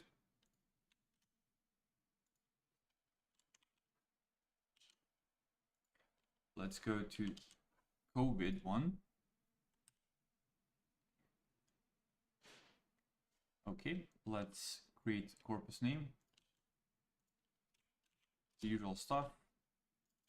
So we can reuse the same variable. So corpus name,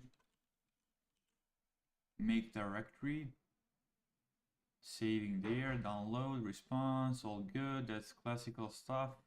And then we open it up. Okay, there's some special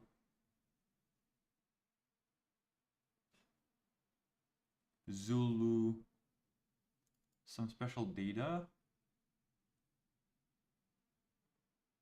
some special dictionary here. We keep on reading only if the length of the line is 11, then we do this. Otherwise, it does not have correct number of fields. Fair enough. And we append. Wait. So then what do you append in that case? This might be bad logic. Let me see whether this makes sense. So we're basically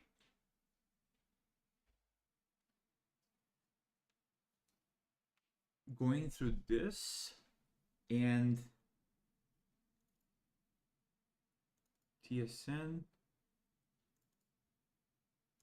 AFR, English.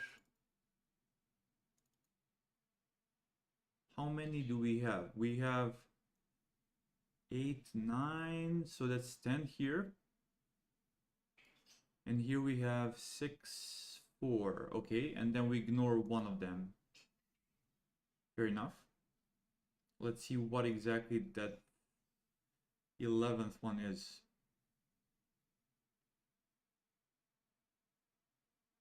And then no matter whether we load it or not, we append. So why would we do that? That's going to end up with some messy data. Why not just skip? Probably a continue statement is needed there. We're gonna see when that happens. Okay, so data is then added, and then we go for source target. For these pairs, we do what? We create a dictionary. I'm gonna map this to BCP47 in a second, but bear with me. And then we go basically corpus name. Same here. We open it up and we write files there. Okay. So guys, let's just map this to BCP47 immediately.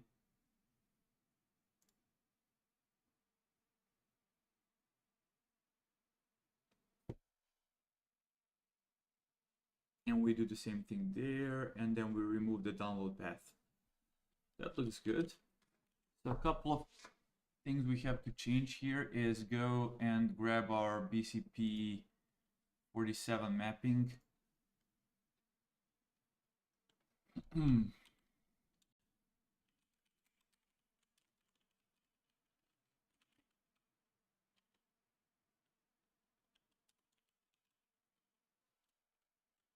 ISO 3 to BCP. We map the source, we map the target, and then our dictionary is going to be like this, and then our file name is going to be also like this, target as well. And then we can write to that file the following data. That's now good. This looks good. The only thing we need to check is why are we doing this here. Let's run this, download the COVID data, hit run.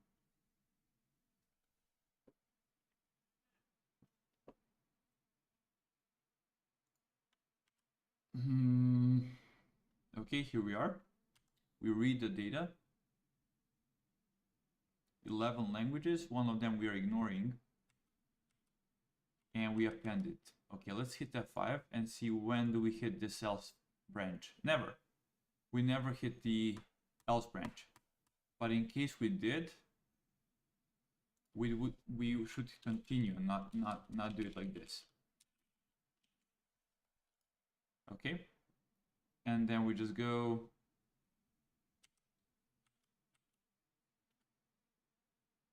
we map this to the right BCP code. We make the directory, which is gonna be Emburisano.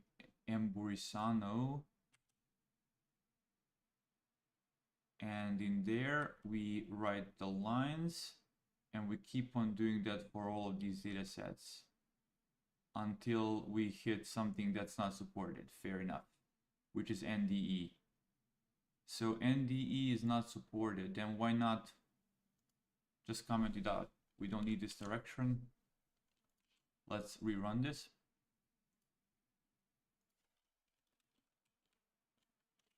NDE is not used. Maybe a nicer way to do this would be to leave that here and instead use our BCP function, convert into BCP. Just do this. And then if it's unsupported, then we can skip. Okay, let's go and do that. We should have done that immediately, but anyhow. So here, let's just grab this is the, whoops, this is the result. We start from source, and then if it's unsupported, in that case we continue, and we just do the same thing for target.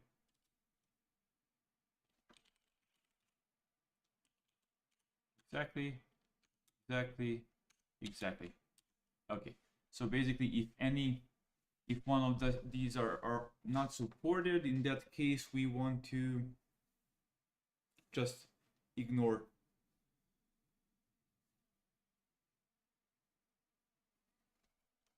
That's the desired behavior, right? We don't create those data sets.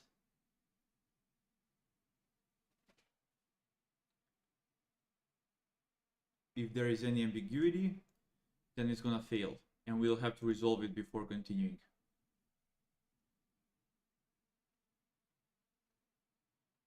Okay, looking good. That's the data we have, and looks like the format that we wanted. Let me quickly just see what happens here if there is a piece of data that we don't. Okay, we know that we support both of these, so that's fine. Let's see for Lingala. What happens if we hit something that we do not support? Again, French. And this is very specific, so we never. Okay. What do we do with unsupported ones?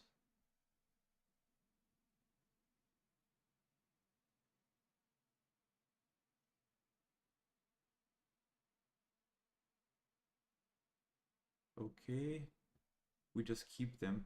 If there is anything that's not supported, we keep it. Let's see, download Tycho. In this case, if it's not supported, we continue.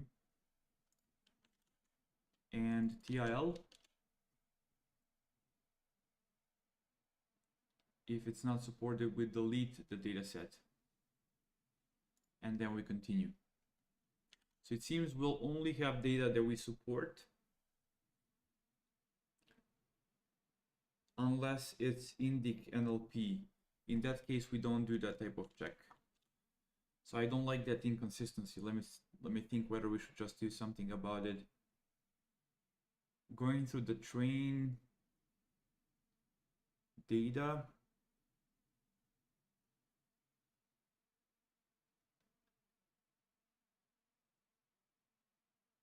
Maybe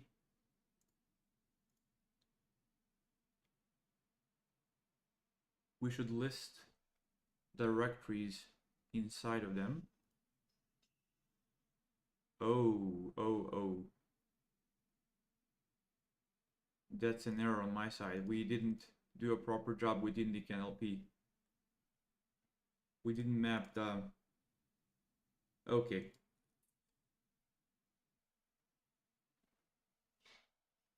I have to map the codes from 2-letter to BCP47.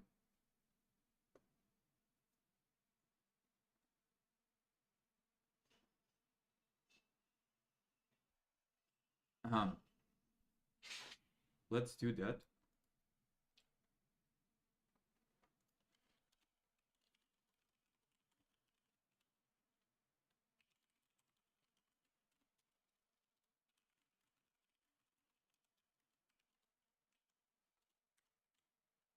Okay. Did I make any such silly error here? No, we did not, because that's how we construct it for each pair, we actually create the names that we want. And we rename the, okay, that one is good. Let's see Tycho. Tycho. Again, good name.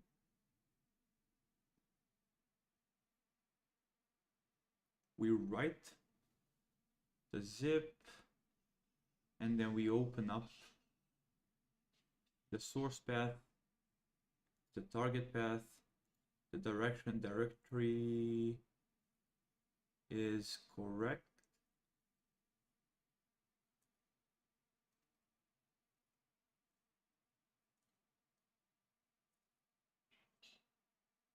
Okay, this looks good as well.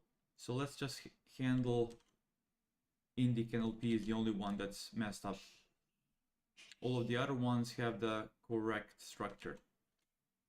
This one as well as this one, FFR and French, and this one as well. So only the Indic NLP is messed up.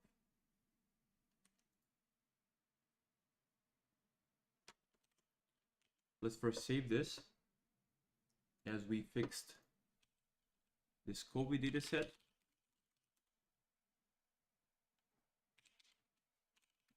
Let's add this file. Let me first quickly check what did we change. Download Indic. We added just a to-do above there.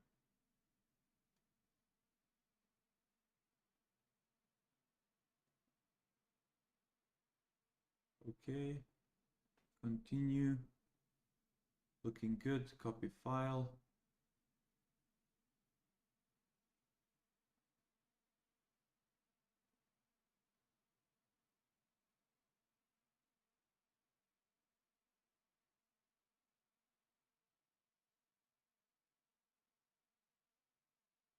FFR and COVID.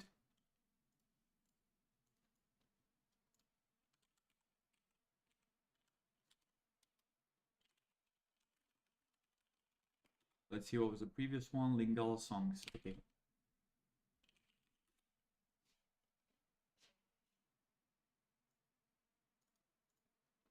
Git add. Git commit. Refactor FFR and COVID datasets.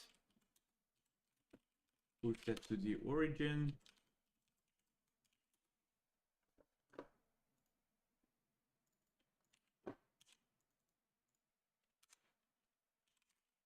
Okay.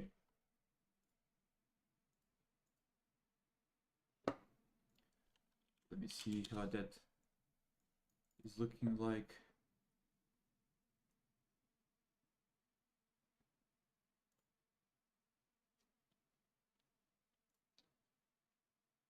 Okay.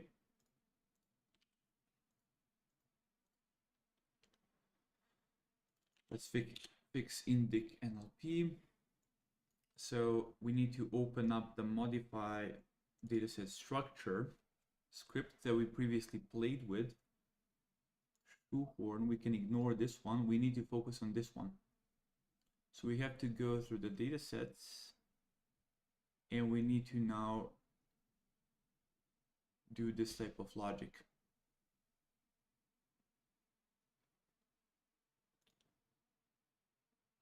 Okay. So here, we now need to rename it, and we need to rename the files inside of it as well, right?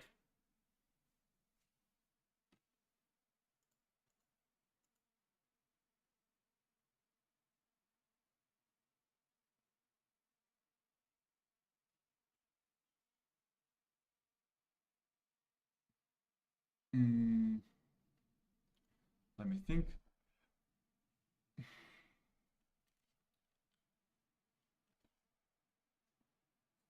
Okay.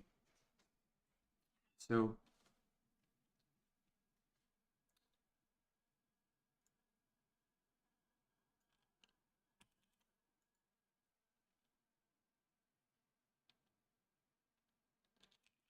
I'm going to call this child dataset path.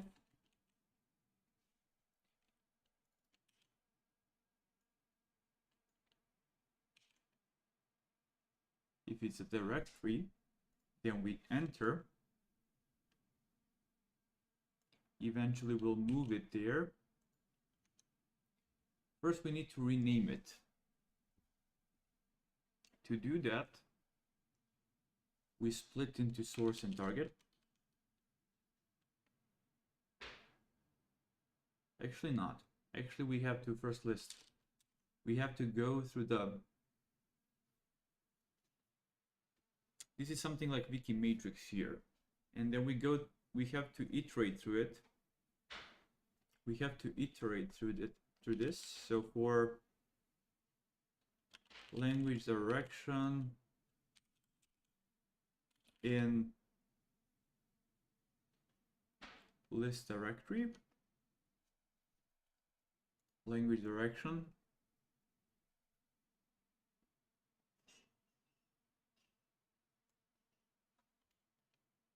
we assert that this is a directory, and then we go through the files, we construct the file paths, and we rename them.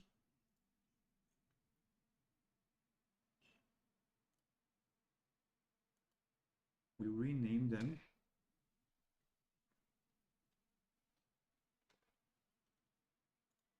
We first assert, no, we don't have to assert anything there. So we want to rename that file, and we want to rename its parent directory, and then we want to move it. That's all I want to do here. So we go through the directions, construct the paths, make sure it's a directory, go through the files, grab the file path, and then we need to rename. So here, let's rename. First, let's grab file has a suffix, which is this. We first need to map it to something. Okay, so let's do suffix BCP47 is convert into suffix if the suffix is unsupported code. If it's unsupported code, then what do we do? In that case, we want to remove the parent directory altogether. To do, remove this blank direction. Otherwise, if it's a good code, then new file name, new file path is gonna be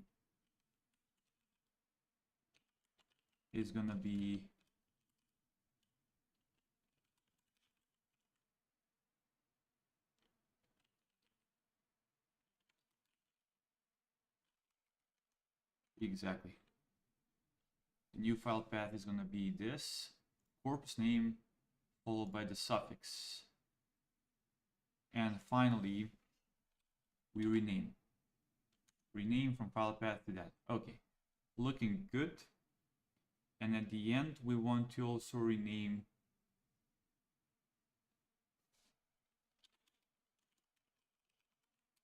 the language direction directory. Okay.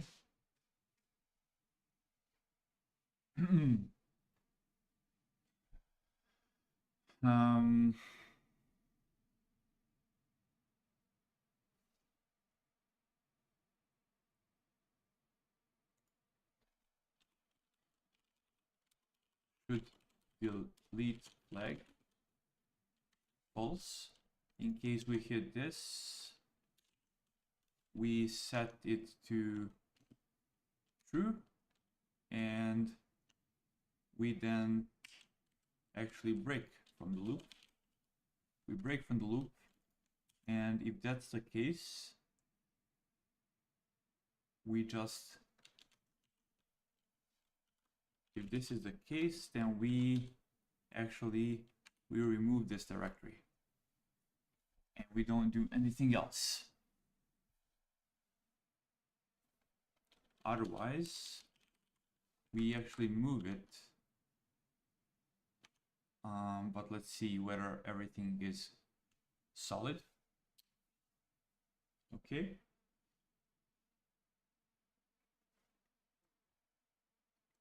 Okay. Let me see.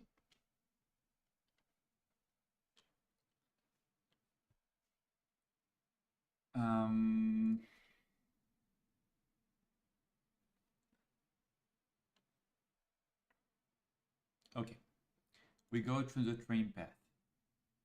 We grab the child dataset path. If it's a directory,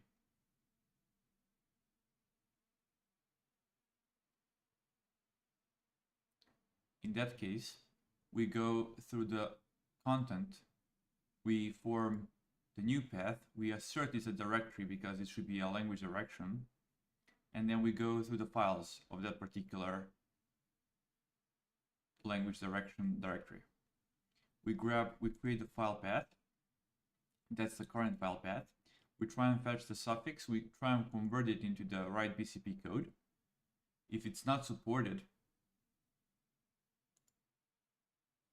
then we should delete this thing and we set to true and we just break. Otherwise, we rename the file into the desired shape, and that's it. So at the end of this for loop, we've either remain the content or we flag the directory for deletion.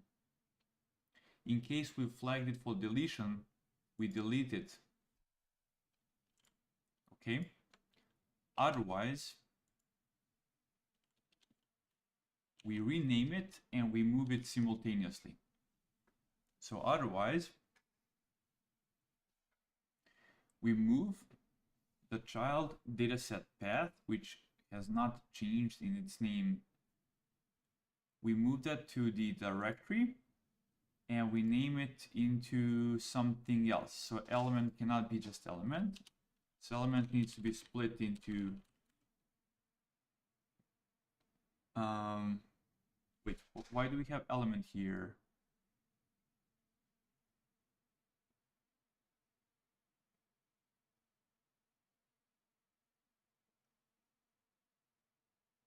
Oh, wait.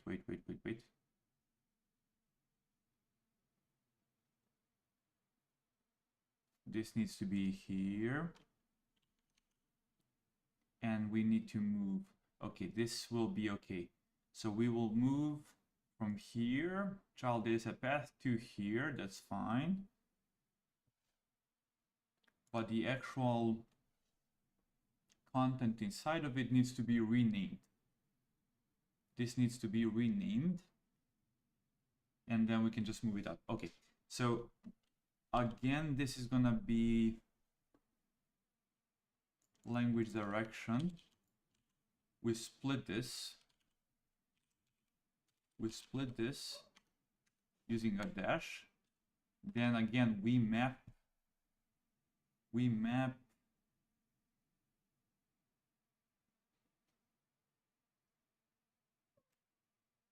So we know it's legit, so we can just do this, and we can do this, and then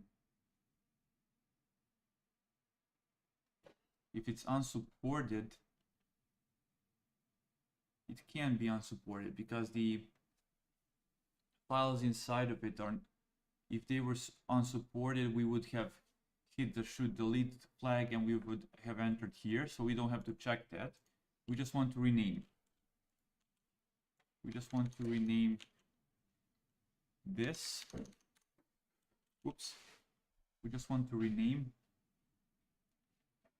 from language direction to what? So OS rename language direction path to Nope, not the child dataset path with source and target. That's it, guys. A bit more complex, but this is the additional logic we needed so that we rename files and language direction directories to BCP47. And okay. So now we should be good. Let's test this again. Unfortunately, this means I'll have to rerun the download. Or we can manually retrieve back a couple of them just to test it. So I think I'm going to do that just to save some time. So I'm going to create under dataset 3, I'm going to create Indic NLP dataset directory, and then I'm going to grab wiki matrix, do a cut and go here and just paste it here. And let's maybe grab one more that I know is from the same Indic NLP dataset. Do cut, go to Indic NLP, paste here. Okay, that's weird. Where is...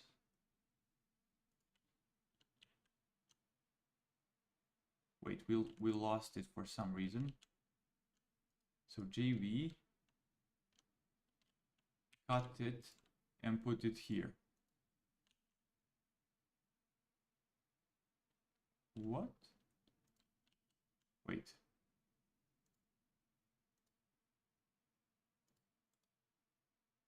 Let me just do it through GUI because this is glitching. Cut. So cut this one. Cut it and put it here. Exactly. That's all I wanted. Okay. Here we are. Now we can test with Indic. Just to obviously save us some effort, we're not going to be downloading. So we don't need this, we don't need this, we don't need this. We can just comment out all of this and hope that no variables has been commented that's used below here. Okay, so let's go. Let's hit F5.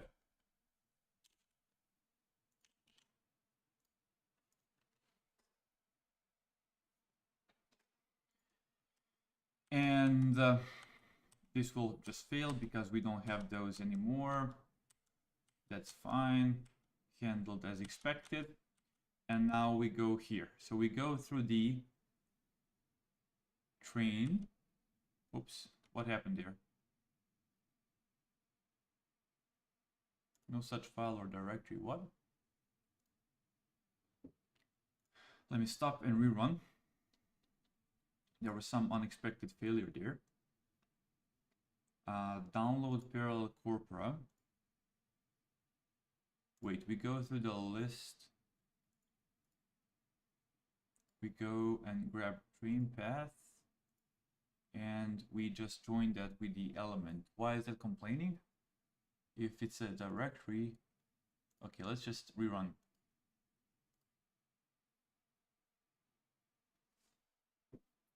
F5. Let's go. Why are you complaining? What exactly is it that you're complaining about? Nested path train. That's it. Okay, it does not exist because I was stupid. Let me just I artificially constructed this data set, and so I forgot to actually obey the structure, which is final repo followed by train. So let me go open up this. We need a new folder like this. We need inside of it train.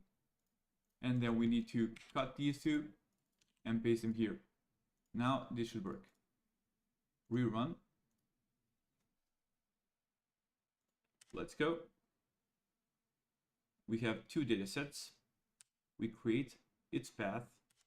If it's a directory, we go through its language direction children. We assert these are all directories. We go through the files. We create a file path. We grab the suffix. We convert it into BCP. We create the new file name and we rename it. So we, again, Indic NLP. Whoops. Here we are.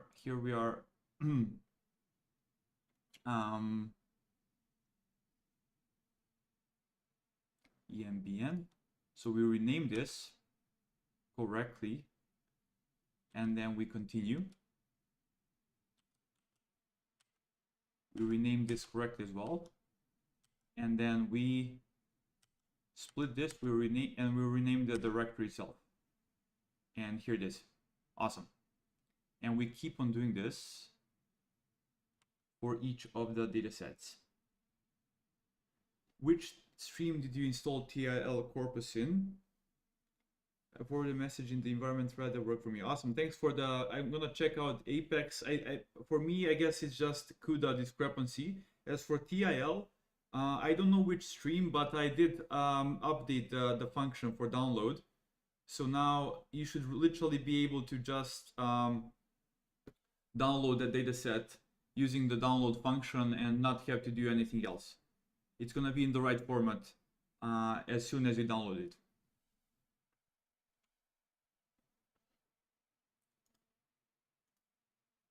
Hopefully that helps. No worries. Thank you. Okay, I think this assert might be a bit harder requirement. I'm not sure whether all of them are without the files. I think we can just go here.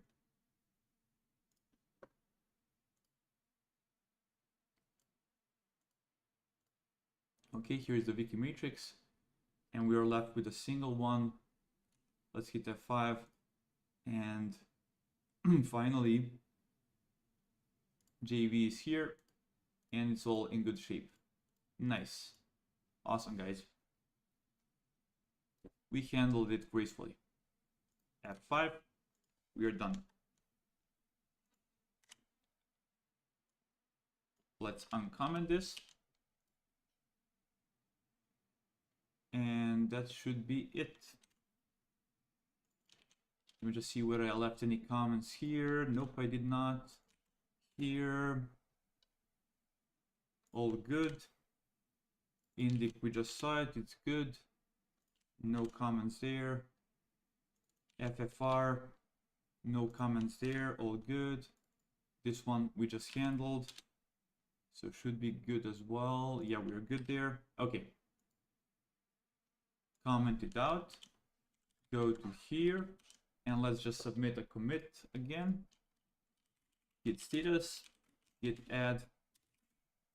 We just add the parallel corpora. Paste that here, clear.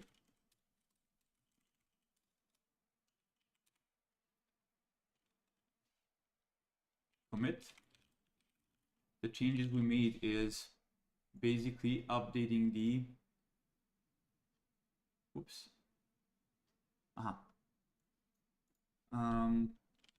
Update Indic NLP, rename to BCP 47. This is just a fix.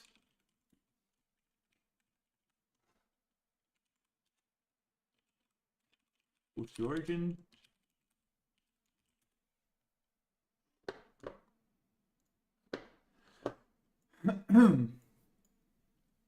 Okay.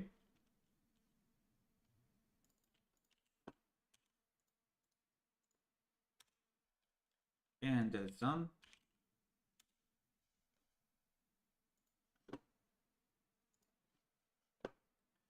Let's continue. Let's go to this one. Let's open up download corpora to the right.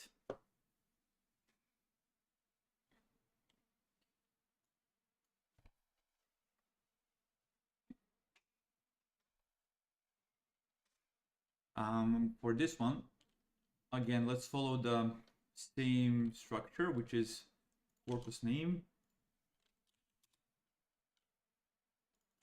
This is the name. Let's just use it here. Download. Okay, we download the path here. We write the content to the zip. And then we unzip it here. Extract here. And then English file is going to be like this. And then we rename it. And then we create this file, and then we rename this here, and then we remove. Okay, so everything we have to change here is, this is a fairly simple data set. Let's create two language codes. One language code is going to be English Latin, and the second language code is going to be exactly. Well, I think let's just double check that. If we open up the mappings, okay, this one is always mapped to Latin. Fair enough. So that means we go from here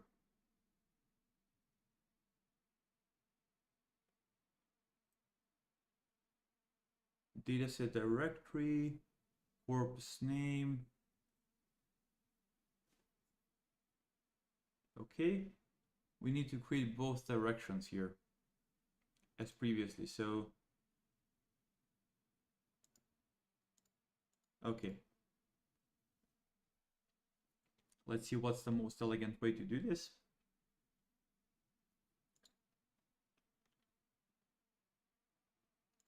English file path is going to be this, but we also need the language direction.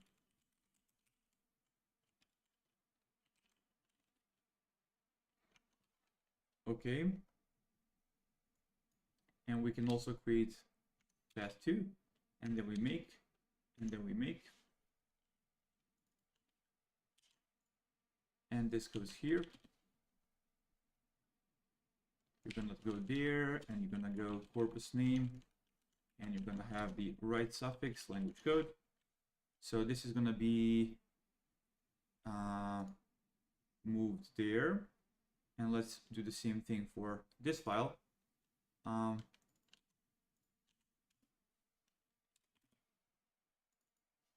Corpus name to language code 2. Awesome. We write, we delete the extract,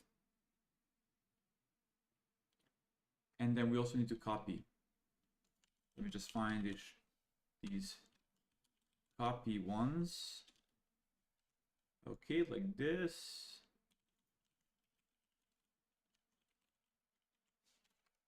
Okay, let's go here. Let's copy the files, the English file and this file to path 2, and the file name is this one. So English file name is, oops, not that, but instead this. And then we just use that variable instead here. Here we go and create file name for this other language. And we basically reuse it here, and then we can reuse both of these here, English file name and XHO file name. Okay, this should be good. Let's run this one.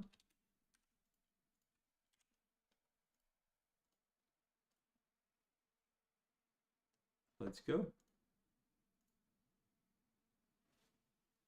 Dataset 3.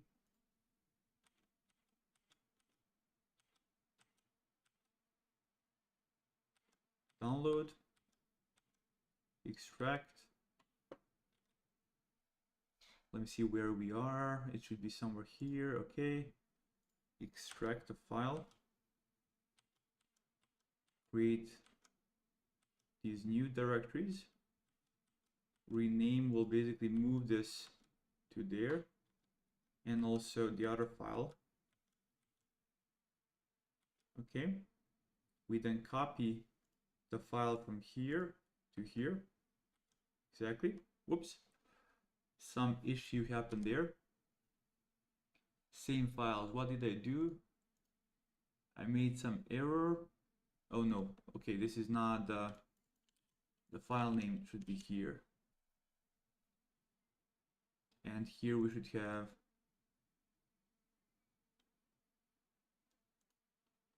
this should be named the file path. Rerun.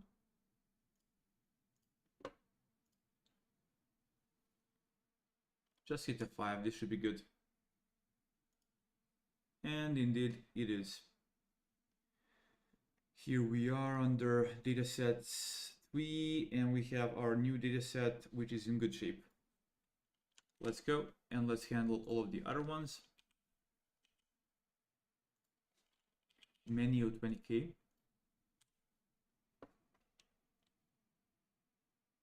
Corpus name. Menu 20K.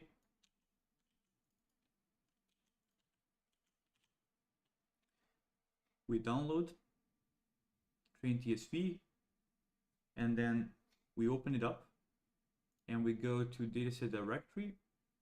Okay, this is going to be simple as well. So this one is called menu 20K, and this is how it looks like from our previous. So we can see here, okay, we delete. We just create both of these, and then train TSV, we can delete this one.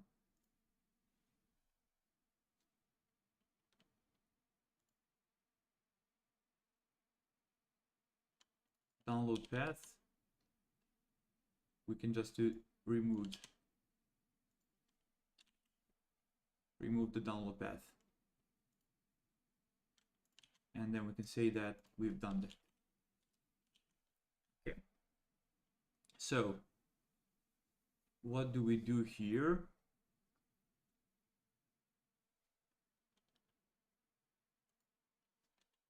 We create both language codes, English, Latin, and this is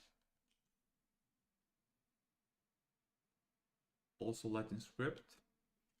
Then we create the file names.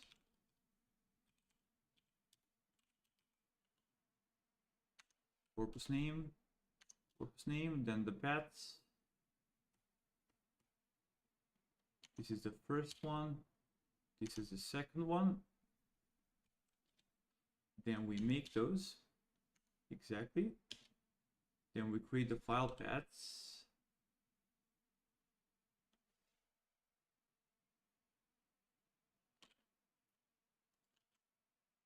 Or we can just go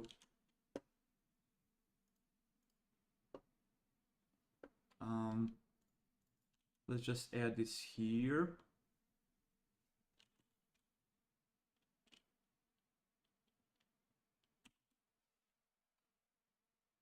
And then file name 1. And similarly here. And then file name 2.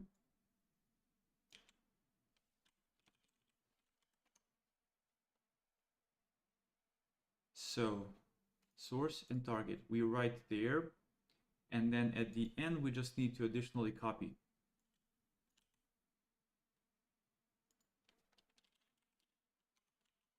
Copy those files. So source file, this should be source file path, and this is target file path. So we grab and copy from those paths. We copy from this one, we copy from this one, we copy to the, whoops, wait, we've done something weird here. When did I start playing with this data set?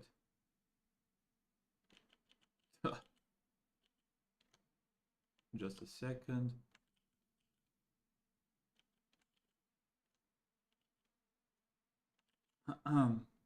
So we actually wanted to copy here. I'm not sure how we got to that other data set.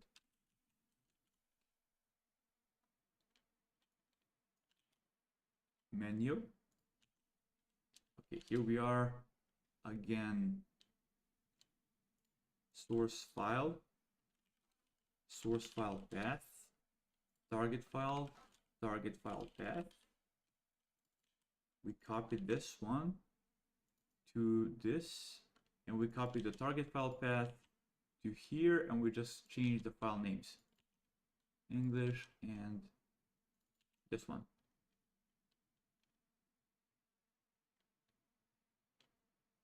Oh, nice, awesome. Well, it's important you got it to work. The key was not installing the pip package. I had the expectations that CLI was enough. Interesting. Not sure which pip package are you referring to. But if it works, that's important. Menu. Let's go, guys. Let's run this one. I'm gonna slowly wrap up this stream. It's been, I guess, almost 3 hours. We've done a good work. This was very, very manual. But we had to do this. Okay, let's download the data. And then inside of menu, we create these two. And we open them up and we just write. And then that means we end up with 2 files here.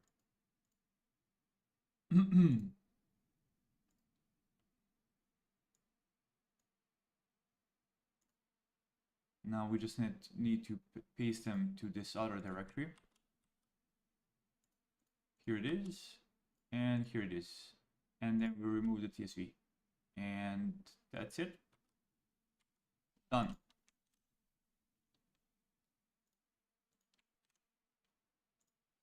On French, I think this is very similar. Let me quickly wrap this one up, and I think we are almost done. Corpus name,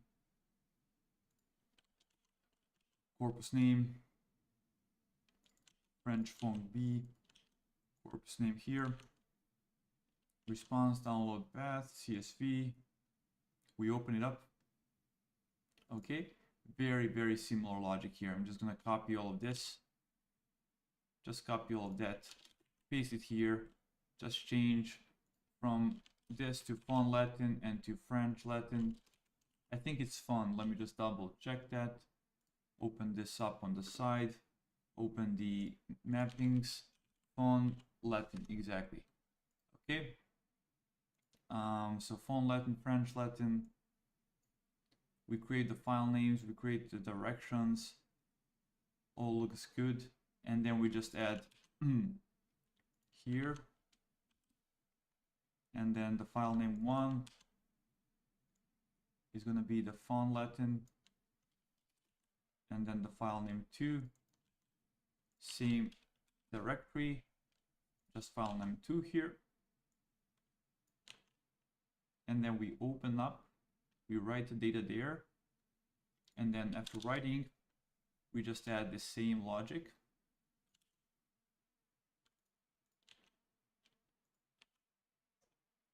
and that's it.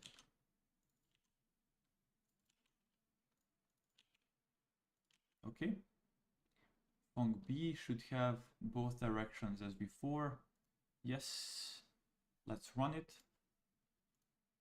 This was very quick. Hit F5. Okay, what's the goal? What has been done, and what will you do next? I've done a ton of work over the previous days, and people have been helping around as well.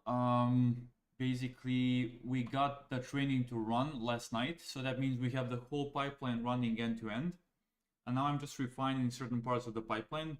First, I'm handling these download functions, so that each of them has the responsibility to output its dataset in the right structure. That means certain expectations on how the hierarchy of directories should look like, what the naming should look like, etc., etc. Once I'm done with this, I'm gonna again just double check. There were some discrepancies in the filtering stage in the number of sentences that we get as the output. So I'm suspecting there might be some hidden bugs there from the FairSec side. So that's going to be the next step, just kind of robustifying, making sure that we are confident in the pipeline. Once we get there, we'll figure out the amount of compute we need so we can run the bigger jobs. So in parallel, we'll basically ask for sponsorship, and on the side, we'll start playing with mined data. And so just kind of iterating back and forth. So, I mean, there's a lot of steps, but that was kind of my attempt to summarize the whole thing. Hopefully that was useful.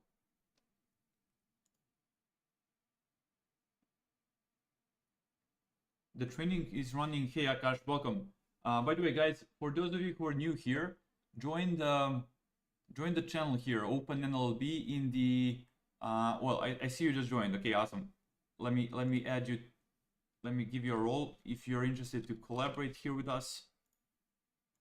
Basically, you can add your name. Just check out these pinned posts here. You'll find this language champion doc that basically helps us track which people who is responsible for which language as a language champion, and then they can help us basically figure out certain issues with that particular language, etc., etc. So that's one way you can contribute. You can also just download the repo and try and set everything up on your side and start running stuff. Let me show you where. So if you go here, you'll find on my profile Open NLLB, and you can start playing here. So maybe the best thing you can start with is go to examples. NLLB is here, and then go to data, and you can just read the README here and start playing with data. That's maybe the best thing you can do. Let me just copy that link there. Let me also copy it here.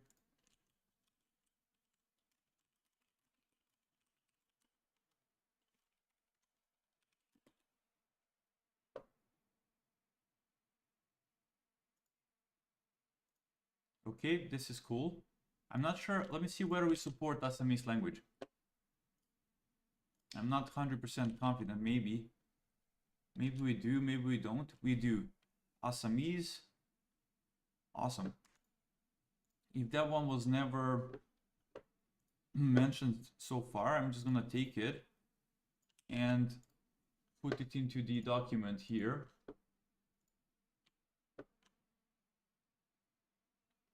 Data.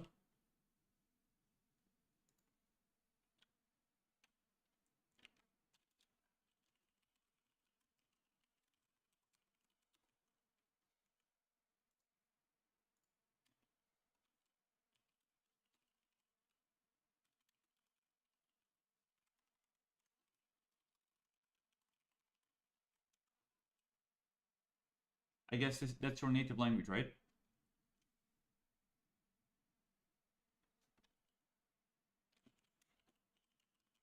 Assamese. Okay, let me quickly wrap this up. French Func B. Let's go and download it. Oops, just a second. Again, I hate when this should be just exception, raise exception. If it's not okay, raise exception. We need to be sure that all of these will raise exception. Let me see whether I've done that with this one as well. So if response is okay, raise exception. Because we literally have a single file. And here as well, if it's not okay, raise exception. And then this one as well, if it's not okay, raise an exception. And then this one, if it's not okay, raise exception. That one is good. Okay. So getting back here, let's rerun it. If I have a 8 GB VRAM GPU, do you think it will be worth to download the 1 billion? Definitely not. There is no way you're gonna run 1 billion parameter model in FairSec on 8 GB GPU. There is no way you can do that. Even for, yeah, let me think. I'm fairly sure you'll need more. You can maybe play and, I don't know, you might have to reduce even FP16. I'm fairly sure it will not work. If you go int 8, maybe you can run it, but I'm not sure. You'll have to figure stuff out because this is FairSec. There is no built-in int 8 support or something like that. Question from Luca. Let me just see the question.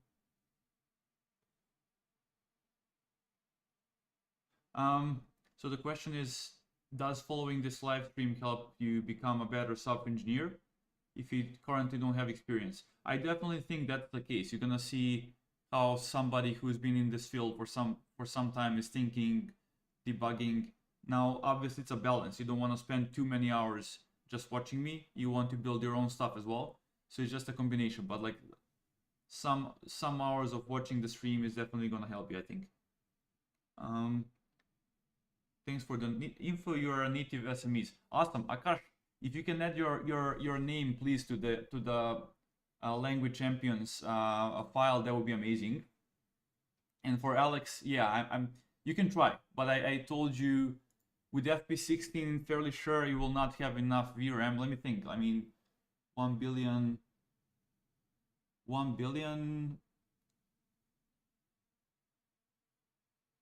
Let me think. Depends on how optimal it is.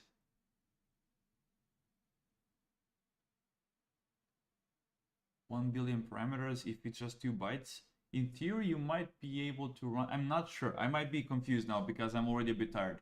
So maybe try it. Try and download Alex the checkpoint and run it with FP16. If you hit CUDA OM, then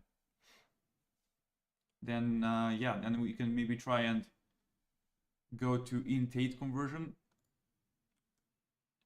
If that doesn't work, then you're out of luck, I guess.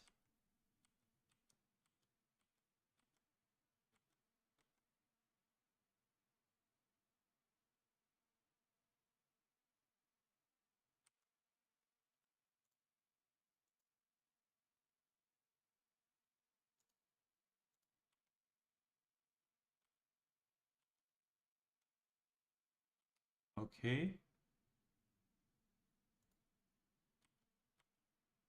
Write down this. And then and then just copy the, so we copy from, so this is the mistake. We actually need to do source file here. I'm gonna rename this to source file path because this is a path. I hate when people name something file when it's just a path to that file. And then we copy from here to here, and then we grab, now this one should work. Okay, let me rerun, get to this line.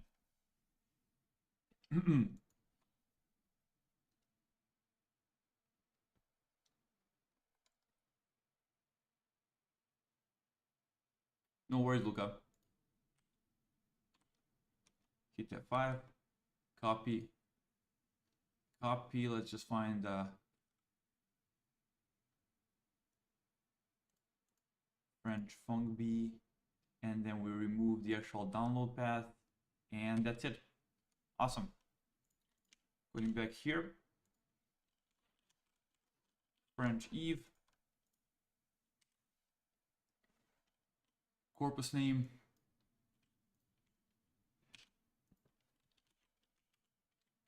French Eve. Let's plug in this variable here. Response, if it's not okay, please raise an exception, because I don't want silent failures, certain data sets. If we don't have a data set, we need to know about it ASAP. We create some examples, and then again, similar logic here. Oh man, I should have, there is so much room here to just put many of these data sets into the same, literally the same structure. So we can reuse some functionality instead of me having to repeat all this.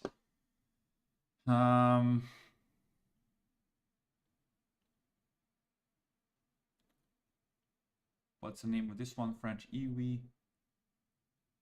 Let me find it up there. Both directions. Okay. Let's see. So there are these datasets which have just a single language pair. For them, we could have literally reused some code like this. I'm just copy pasting this constantly. This is tragic. Why not just reuse this?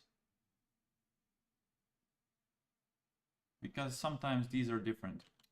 That's the thing. Anyhow, it works for now, but next time we don't need to repeat that much.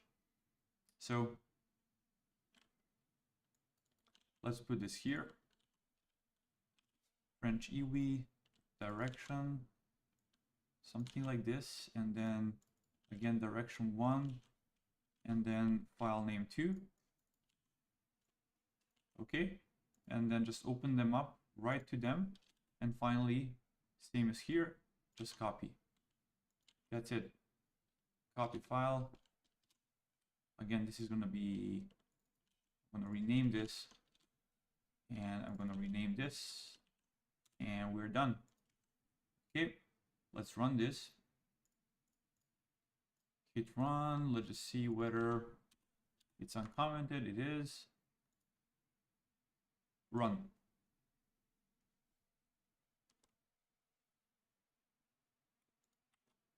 Okay, let's get to here. Okay, it's, I guess, downloading stuff.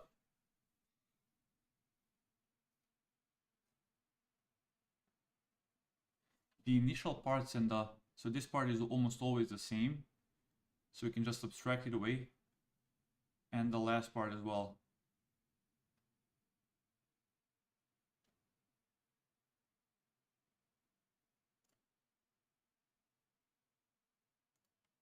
Okay, let's go. Hit F5, extract examples, make directories, French EV. Here we are. Make those two directories, open up those files, write to them, and then just copy them to this other direction and delete the French EV. That's it. Done.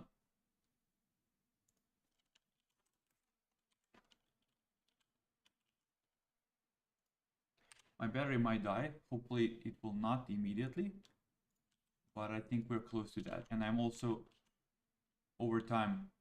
The stream should have ended 20 minutes ago. I'm still working because I just want to get this wrapped up so I can focus on different tasks once I'm back from the workout. Again, let me put here raise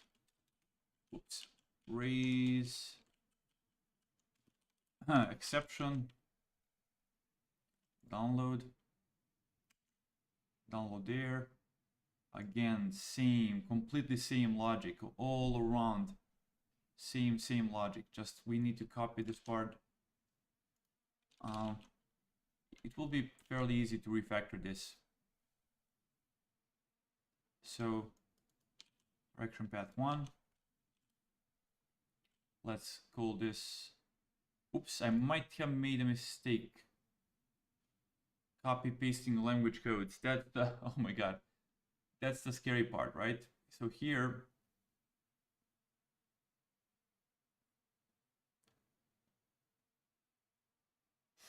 yeah, I might have made a mistake here. Let me just check.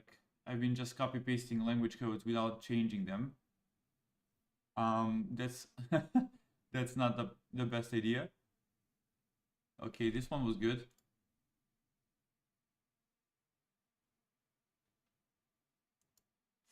Just a second. Menu 20K is English and your. Here as well. English and your. Okay, menu 20K is fine. Let's see font French. So French font B.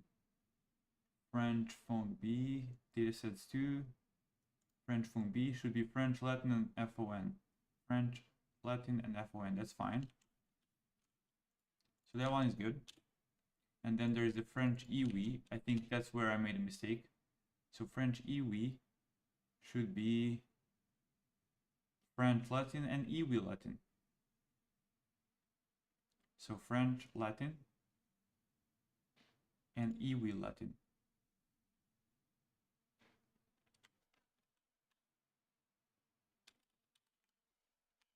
Okay, and then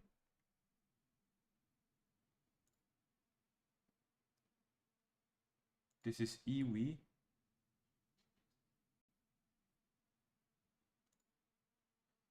The first example is the French one, so source should be French.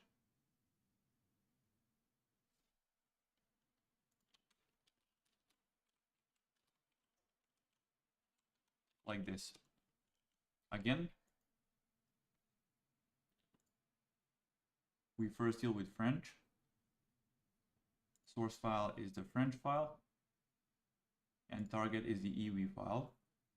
And so we open and we write French and EW. That's good.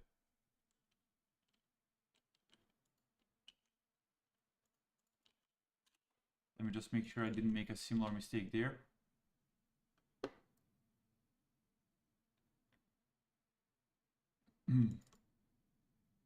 FON is the first one. If we go through here,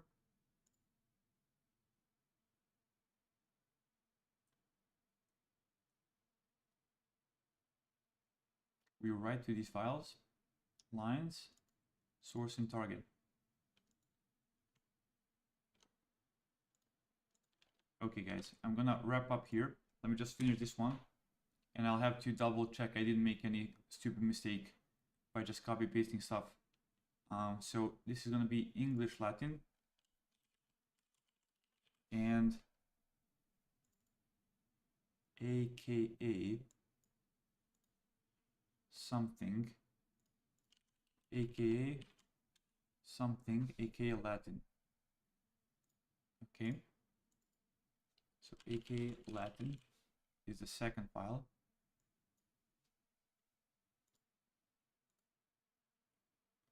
So here we just want to replace this with file name 1, which is going to be English. And here we want to replace this, oops, with file name 2.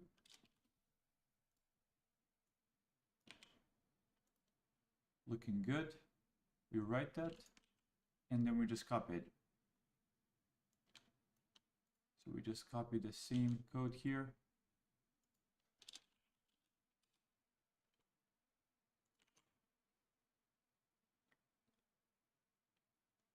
Okay, source file path, target file path, and we are good.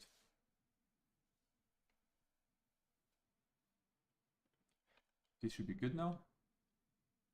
Let's run it. Put the breakpoints over here. Datasets 3. run. Okay. Go and make a directory there. Yet another one. Then we write files there. And then we basically just copy and delete. Awesome. Looking good. Okay. So